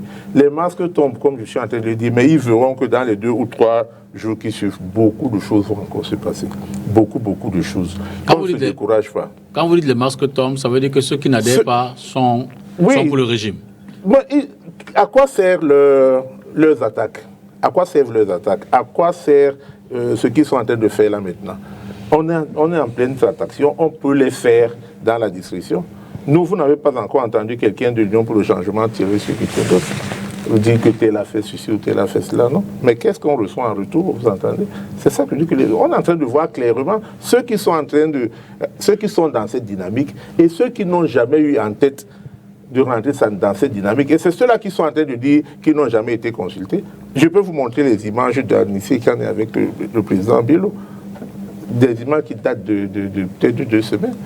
Tous ceux qui sont en train de dire qu'ils n'ont jamais été consultés ne sont pas dans le vrai. Cette plateforme, elle est même dans les réseaux sociaux. Même tous ceux qui voudraient la signer pourraient bien ils ont eu le loisir de la lire, la plateforme, et de la signer. Donc, ils n'ont pas dans leur programme de rentrer dans une dynamique d'un candidat de large consensus. Ça commence à se voir. C'est ça que j'appelle les masques qui tombent. Et le peuple tranchera. Mais nous ne nous arrêterons pas. Nous sommes déjà lancés. Nous allons continuer dans cette dynamique. Mamadou, n'avez-vous pas peur que le pouvoir exploite justement ce sentiment de division au sein de l'opposition pour davantage creuser son ancrage et d'effectivement s'installer dans le cœur des électeurs, orienter leur choix sans forcément, et comme c'est souvent le cas, qu'on ne crie à la fraude? Moi, je pense que la peur a changé de camp. Elle était de quel côté? J'ai entendu mon ami Zang, n'est-ce pas, nous faire savoir que le RDPC continue à se porter très bien dans le Grand Nord. Oui. Mais malheureusement, avec les réalités du terrain, on a vu le très honorable Kaveh Yégué Djibril mis en difficulté à Maroua. Comment ça? Mais oui. Mis en difficulté comment? Je comprends. Votre meeting. Après quoi? Ça a été un échec total. Comment on définit l'échec d'un meeting? Mais on a montré à la télé. Non. Et vous vous êtes déchiré. Est-ce que montrer à la télé un meeting veut dire que c'est un échec? S'il vous plaît, vous me laissez parler. Je vous ai écouté assidûment. Et permettez-moi aussi de dérouler. Il y a eu une guerre rangée entre les différents ministres. Le directeur du cabinet même du président de l'Assemblée nationale a tiré à boulet rouge sur les autres ministres, comme pour dire qu'ils ne font rien. Et c'est pour cela que le RDPC ne se porte plus bien. Vous avez vu l'échec cuisant. Et il ne veut pas le reconnaître. Ce n'est pas moi qui le relais aujourd'hui. Que ce soit les presses, que ce soit les militants du RDPC eux-mêmes, l'ont fait savoir. C'est très grave pour le RDPC. Il y a le ministre Motazé qui était à Maroua, vous avez vu la déroute. Alors, par contre, et ça, c'est des choses qui n'avaient jamais. Oui, alors, par contre, sur la sortie du ministre Motazé et ses collègues, on a quand même pu observer une mobilisation. Mais alors, à la fin, vous avez vu ce qui s'était passé. Une mobilisation importante. Vous avez vu ce qui s'était passé. Je voudrais tout simplement dire que. Peut-être qu'on n'a pas vu le même. N'est-ce pas, la peur a changé de camp pour répondre à mon ami Zang. Et il reste à l'opposition. Ça veut dire que l'opposition a encore toutes ses chances, n'est-ce pas, de pouvoir, n'est-ce pas, sortir vainqueur à l'issue du scrutin du 12 octobre 2025. Et comme je le disais tantôt, il faut un sursaut d'honneur. Il faut que, n'est-ce pas, les gens taisent leurs égos pour comprendre que le peuple a soif du changement. Est-ce que cet appel que vous lancez? Pour ce faire, il faudrait que les gens se mettent ensemble. Plus on va en disperser, moins on est efficace. Alors ce qu'il y a lieu de faire, c'est de se rapprocher, de trouver une issue favorable pour l'opposition. Ça, c'est mon mot. Est-ce que cet appel, ce mot que vous exprimez à l'instant, n'est justement pas le reflet de ce que la peur est toujours dans votre camp? Non, mais pas du tout. Pas du tout. Juste que, n'est-ce pas, il y a certes des fissures, mais qui vous dit que demain, il n'y aura pas un candidat consensuel de l'opposition? Pas ce qu'on est en train de nous dire ici, que Issa Chiroma est le candidat consensuel de l'opposition et que M. Bédimo lui-même dit qu'il est le candidat consensuel, n'est-ce pas, de l'UPC. Nous, on veut un candidat consensuel de l'opposition. Et ce candidat consensuel de l'opposition ne peut sortir que parmi ceux qui ont, n'est-ce pas, été retenus. Mais qui prendront l'initiative d'aller de faire le porte-à-porte? De notre côté, c'est un secret de Polichinelle. Vous-même, vous venez de dire que Bello a rencontré, n'est-ce pas, Chiroma. C'est Bello lui-même qui est allé vers lui. Il a rencontré beaucoup d'autres leaders. Il est allé rencontrer Kamto. Il a rencontré, n'est-ce pas, M. Joshua du SDF. Ça veut dire qu'il y a une volonté manifeste, n'est-ce pas, de pouvoir, n'est-ce pas, ratisser large, d'avoir une large coalition pour pouvoir affronter le RDPC en position de force. Et là, nous l'espérons encore. On ne tue jamais, on ne vend jamais, n'est-ce pas, la peau de l'ours avant de l'avoir tué. Donc, nous espérons encore. Oui, Mathurin. Oui, je voudrais dire ceci. Ekana Anissé a été candidat à 2 élections ici au Cameroun, élections présidentielles. En 2004 et en 2011. J'aimerais demander aux uns ou aux autres d'aller se renseigner sur le message qu'il portait à cette époque-là. Le discours que Kana Nissé, n'est-ce pas, présentait au Camerounais à cette époque, était que tout dépend de vous. Il disait le choix d'un candidat unique n'est pas une panacée. Il disait à cette époque que le choix ou alors un candidat consensuel ou une coalition n'est pas une panacée. Il disait tout dépend de vous, des Camerounais. Et je pense que c'est ce qu'on devrait retenir des meilleurs, n'est-ce pas, sur le discours qu'il avait tenu à cette époque. Et c'est ce qu'on devrait dire aujourd'hui aux Camerounais, que tout dépend d'eux.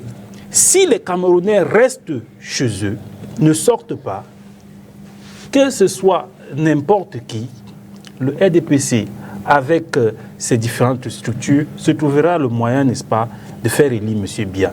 Mais si la majorité des Camerounais sortent, c'est une élection à un tour. Si la majorité des Camerounais sortent, la grande majorité, et que tous ceux qui aspirent au changement, parce que si en 2018, 3 500 000 Camerounais sont restés couchés chez eux le dimanche, le jour du scrutin, c'est parce que ces 3 500 000-là ne voulaient pas de M. Biya.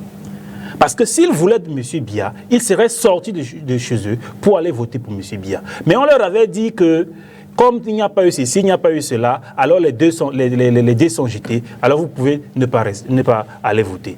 Alors, pourtant, lorsque les résultats sont sortis, on a vu que c'était eux les vainqueurs.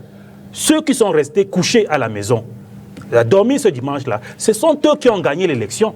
Ce ne sont pas ceux qui ont voté pour M. Biya. Donc voilà pourquoi moi je tiens véritablement à dire que c'est cet appel qu'on devrait tous ensemble, tous ceux qui se revendiquent de l'opposition, lancer continuellement aux Camerounais. Continuellement. Et quand on dit que vaut mieux un diable que M. Biya, ça veut dire quoi? Ça veut dire qu'on fait donc de M. Biya un moins que le diable. Et que le diable serait pire que M. Biya. Mais qu'il vaudrait mieux qu'avoir ce diable-là, pire que M. Biya. Mais où est-ce qu'on veut livrer les Camerounais? Dans quelle sauce est-ce qu'on voudrait véritablement les plonger? Nous avons besoin d'une alternative, c'est-à-dire d'une vision autre que celle qui a été implémentée depuis 43 ans et qui a produit les résultats négatifs que nous avons aujourd'hui. Ndjekam Tchameni, il y a une vidéo qui circule où Ndjekam Tchameni dit qu'il est un socialiste, il est un homme de gauche. Et en tant qu'homme de gauche, s'il fallait choisir, il choisirait le programme du SDF. Parce que pour lui, il pense que c'est le meilleur programme pour apporter le développement au Cameroun. C'est ce qu'il dit. Mais il dit que, mais comme l'heure est tout simplement à la recherche de quelqu'un qui va changer la présidence, c'est ce qu'il dit. Que pour lui, le moment n'est que à la volonté de changer M. Biya. Ce n'est pas la volonté d'apporter le développement camerounais. Ce n'est pas la volonté d'améliorer les conditions de vie des Camerounais. Ce n'est pas la volonté de faire vivre une nouvelle respiration, une nouvelle ère au Camerounais. C'est de changer seulement M. Biya, quitte à y mettre un diable.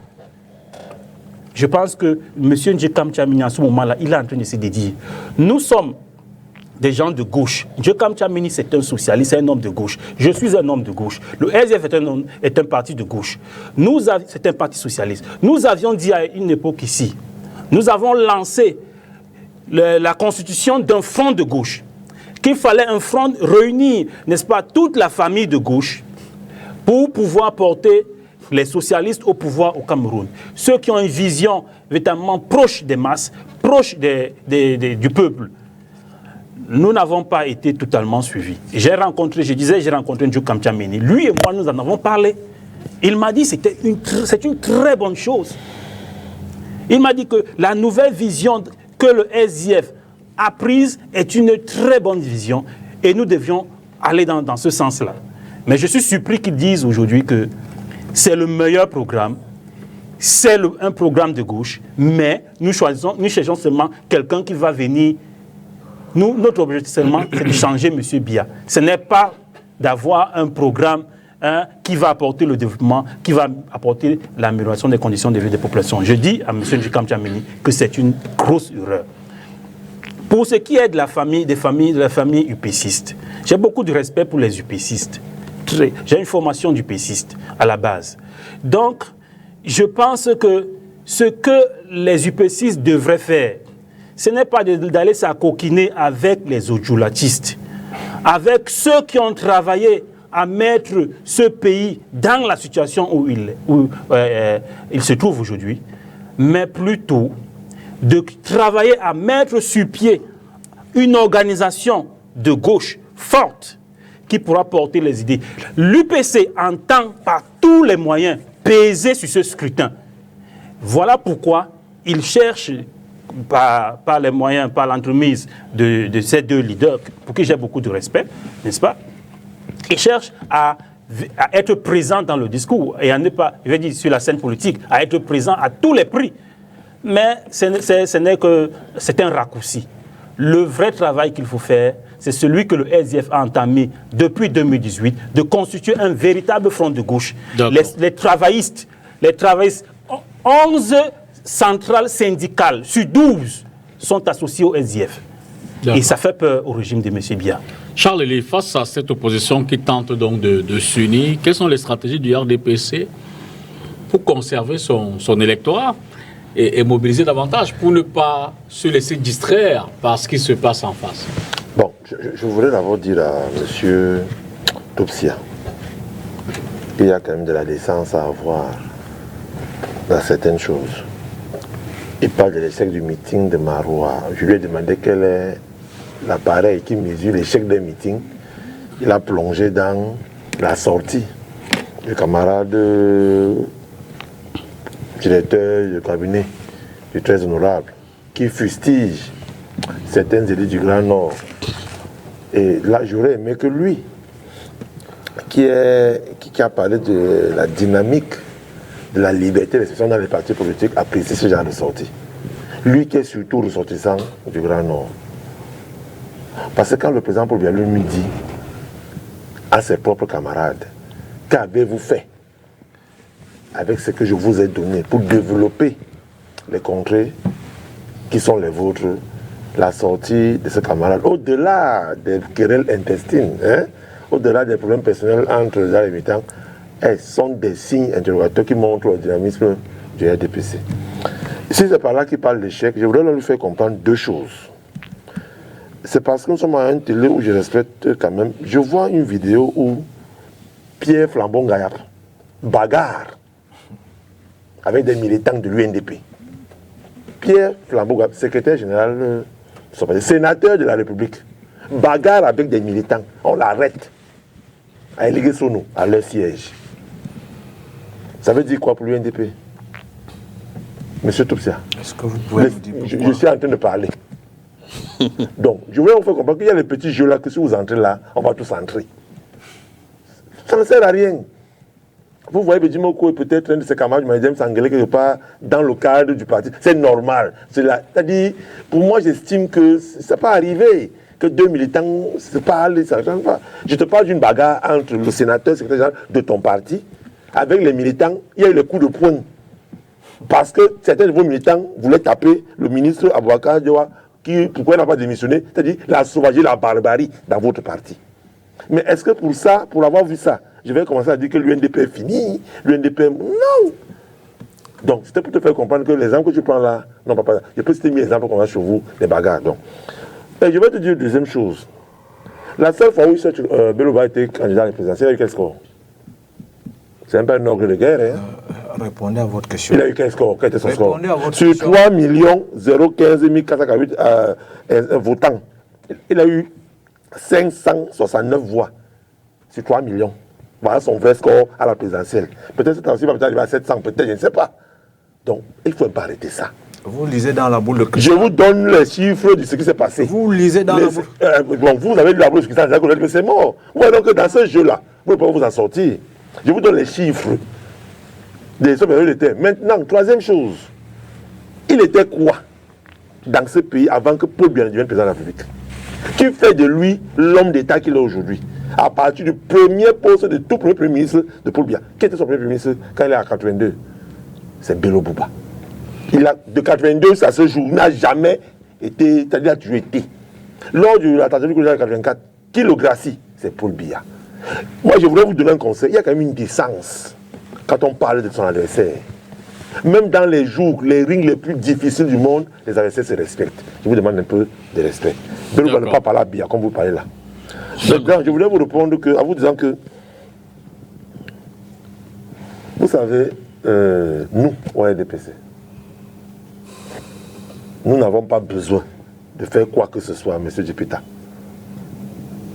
pour que l'opposition soit ce qu'elle est. Nous avons notre travail à faire. Le président national a pondu une circulaire. Circulaire qui donne des directives au secrétaire général du comité central. Le comité central a sorti une note où il met en branle les commissions techniques, les sous-commissions et les commissions départementales générales. À Douala où nous sommes, c'est Dr Roger Bassadine qui gère la ville de Douala, avec des zones Douala 1er, Douala 2, et on a mis des maires partout. Il reviendra aux hommes politiques d'en face de s'interroger sur la qualité des hommes qu'on a mis pour animer la campagne du RDPC dans ces zones. Tout simplement. Il devait comprendre que le fait qu'on ait mis Bassadine comme président de la zone spéciale de Douala, Douala n'est plus devenu un département, parce que le département de la Sangamatim a un monstre comme Galère, l'Onkam, à Titi Pierre, le Mungo, le Jemlabela, à Douala, on a fait un truc spécial. Parce que Douala est justement une ville. Nous, on a compris. Avec les résultats de 2018, que Douala est une ville spéciale, Yaoundé est une ville spéciale. Au lieu de bâtir Follet, qui est beau, qui est mignon, nous on travaille le terrain. Au moment où je vous parle, tout le RDPC est en train de se réunir pour la levée des fonds. Partout, c'est la levée des fonds. Chacun côté. Demain, à Douala 2, au circuit municipal, je vais cotiser ma contribution, je vais de ma contribution. Voilà le RDPC, comment il travaille. Et quand on aura fini avec la levée des fonds, on va mettre en place les équipes dans les quartiers. Nous sommes allés, on a maillé le territoire jusqu'aux maisons. Je veux savoir en Baméondo, où je suis plusieurs sessions, qui est inscrit, qui n'est pas inscrit. Et ceux qui sont là, les nôtres, qui sont les acquis, je vais vers ceux qui ne sont pas les nôtres, pour les convaincre d'adhérer au programme de Paul Biya. Voilà comment le RDPC travaille. Non, on ne gère pas ce qui se passe à face, les bagarres, les flammes, avec ces militants. Non, regarde, on vient même plutôt séparer. Cette fois-ci, vous n'aurez pas besoin de truquer les élections, vous allez les gagner sans problème. Au vu de non, grand frère, tu sais, grand frère, tout à l'heure, tu t'es dit, truquer ou pas truquer, c'est toi qui connais tes chiffres, et celui que vous avez investi avait dit que les décisions du Conseil sont des dogmes. Allez, tombe là. D'accord. Oui. Alors, Bédim, on entame la dernière phase. Ce sera la dernière question pour tout le monde, chacun aura la sienne.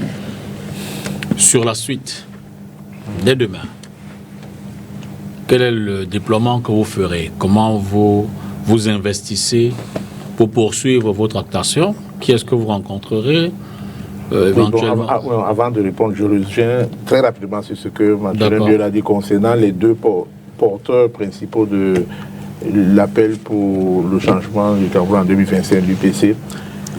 Pour ce qui concerne Anissé Ikane, il a dit des choses pas justes. Anissé Ikane a toujours dit que tout dépend de vous. Ça, c'est le leitmotiv du Manidem. Tout dépend de vous. Mais pas que la candidature consensuelle n'est pas la panacée. J'ai l'impression que Mathurin confond un peu candidature consensuelle et candidature unique. J'ai bien dit en 92, Johnson n'était pas le candidat unique, il était le candidat d'un large consensus. Le candidat unique, c'est ce que vous et l'UNDP voulez faire. C'est-à-dire, vous venez avec votre programme et vous voulez que les autres viennent s'aligner derrière vous. C'est ça le candidat unique. Le candidat de large consensus, c'est le candidat qui va appliquer ce que vous ne voulez pas entendre depuis. Donc, depuis que je lis là, ça ne les intéresse pas du tout. Le candidat de large consensus vient d'après notre petite plateforme pour un programme commun de transition et de refondation. Si on estime qu'on a une refondation à faire dans le pays avant d'engager nos programmes, vous venez vous joindre à cette coalition. Si vous estimez que c'est dans cette coalition que nous pouvons faire tomber le régime RDPC, nous mettre ensemble pour une période transitoire. Et quand on a été 2 fois candidat à l'élection présidentielle, oui. avait-il milité pour la recherche d'un candidat consensuel? Non, mais en 92, il l'a fait et en 2025, il est en train de le faire. C'est pour ça que cette fois-ci, nous avons... Quand lui, les Donc, candidats, quand lui, les candidats, il n'y a pas de candidature consensuelle. Quand il n'est pas candidat, il cherche les candidats consensuels. Il a pris ses échecs. Oui, mais c'est fort des échecs de l'opposition. Non, écoutez, mais on s'inspire des échecs que nous avons connus dans ce temps. C'est pour ça que nous estimons qu'il est aventureux d'aller seul. D'accord, on n'a plus beaucoup de temps. D'aller seul. Pour la suite. Voilà, pour répondre, pour ce que nous faisons à partir de demain, si vous avez lui, il est allé souvent seul. Non, si vous avez remarqué... Oui, mais c'est fort de... Mais il faut apprendre de ces échecs. Pour la suite. Oui, et si vous avez remarqué comme moi, j'ai l'impression que la position de Mohamed doit évoluer depuis le début du débat. Parce que là, maintenant, je l'entends dire que... Je ne l'entends plus que dire qu'il faut...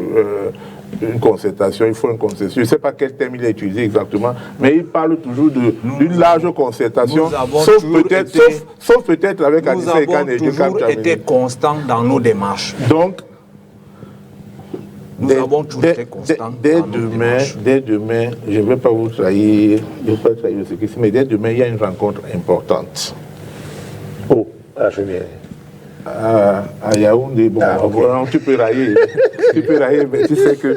Mais il faut bien un cadre de... La rencontre entre eux. Ce n'est pas un secret que le groupe de Douala se réunissait dans un cadre qui est la chaumière. Pourquoi il n'y a pas eu longtemps cela. La rencontre à Yaoundé. Absolument, à Yaoundé. Le Bouba, Issa Tiruma, Maurice Kamto, Anissa Ekane. Vous allez entendre dès demain, donc les tractations continuent. C'est pour cela que nous ne devions pas présenter ce spectacle à l'opinion que nous sommes en train de tirer dessus. Pour finir vraiment avec vous, en un mot, y a-t-il encore une possibilité de changer votre candidat consensuel? Oui. D'accord. Nous ne sommes pas fermés, nous sommes ouverts. D'accord. Nous sommes ouverts. Et nous attendons les mots de rue des autres candidats qui viendront. Et même ceux qui ne sont pas candidats, et même ceux qui sont recalés, on se comprend. Tout ça, Mohamedou, la suite pour votre candidat dans ce processus, pour terminer? La suite, je ne vous comprends pas bien. Non, je veux dire que dès demain, là, vous continuez les tractations, vous vous déployez. Quelle est la stratégie que vous mettez en place pour poursuivre ce schéma électoral? Mais nous continuons sereinement, n'est-ce pas, notre campagne à travers les meetings, à travers les rencontres, mais aussi nous continuons avec les tractations. Vous comprenez un peu? C'est ce que je vous ai toujours rappelé. Nous continuons avec la tractation pour une candidature, n'est-ce pas, consensuelle de toute l'opposition. C'est ce que j'étais en train de vous dire tantôt. D'accord. Oui, et je pense que ce n'est pas, n'est-ce pas, une raison pour mon ami Charles Eli d'aller de digression en digression pour occulter les vérités. Et je ne me suis pas attaqué, n'est-ce pas, à un leader du RDPC. Je ne fais que dire des vérités. Alors, je vois mal comment est-ce que... J'ai aussi dit la vérité. Je vois mal comment est-ce... Il y a eu bagarre. Comment est-ce que, n'est-ce pas, cela nous permet, n'est-ce pas, de se focaliser sur M. Bello Bouba. Il y a eu bagarre. D'accord. Alors, est-ce qu'il a eu bagarre? C'est M. Bello Bouba qui a bagarré? Merci. Ou bien c'est M. Flambeau Gayab qui est allé provoquer la bagarre? Celui qui a bagarré. Non, monsieur, il faut dire la vérité et il faut aller à la source vous renseigner. Allez demander ce qui s'est réellement passé. Une seconde, justement, que s'est-il passé? Voilà. Mais qu'il nous explique. D'accord, c'est compris. Charles Eli, parce que c'est lui qui a soulevé... La suite de la campagne. Non, chez nous, RDPC, nous sommes en campagne perpétuelle, mais campagne latente, parce que nous sommes des légalistes. Et vous avez vu que notre candidat n'a fait aucune sortie. Il sort le 27 septembre, je crois, chez mon frère Toupsia. Donc, nous, on continue le travail de terrain, on continue à travailler. Pour le moment, nous allons vers nos militants, nos sympathisants, leur demander d'aller retirer les cartes d'électeurs.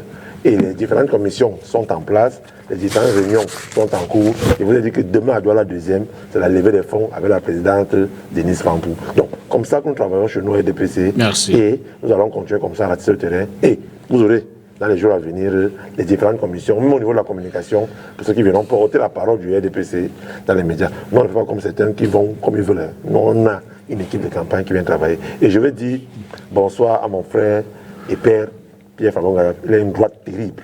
J'ai aimé sa droite, il a une droite terrible. Mathieu Rambiol. Oui, nous sommes au travail. Je sors, comme je vous l'ai dit, du dernier NEC du SDF qui s'est tenu à Yaoundé. Nous avons déjà une équipe de campagne qui est mise sur pied et qui est en train de travailler, qui est en train de se déployer. Nous avons rassemblé, comme je vous l'ai dit, un certain nombre de syndicats et de partis politiques, plus de 15 partis politiques et 11 centrales syndicales. Donc, nous nous déployons sur le terrain et nous pensons que avec tout ce que nous sommes en train de mettre sur pied comme stratégie, nous sommes convaincus que après cette élection présidentielle, le SDF sera le prochain parti au pouvoir. Mais je continue à dire que tout dépend des Camerounais et il faut qu'ils se déplacent massivement le 12 octobre pour aller voter. Vous l'aurez donc compris, le débat autour de la candidature consensuelle, de façon générale, mais de façon singulière de Issa Tirouma, illustre les défis récurrents de l'opposition camerounaise.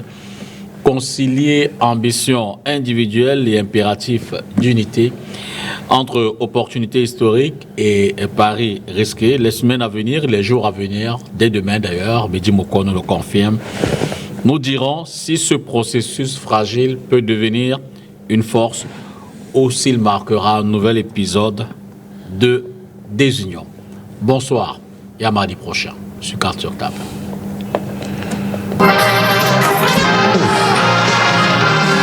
Merci, messieurs.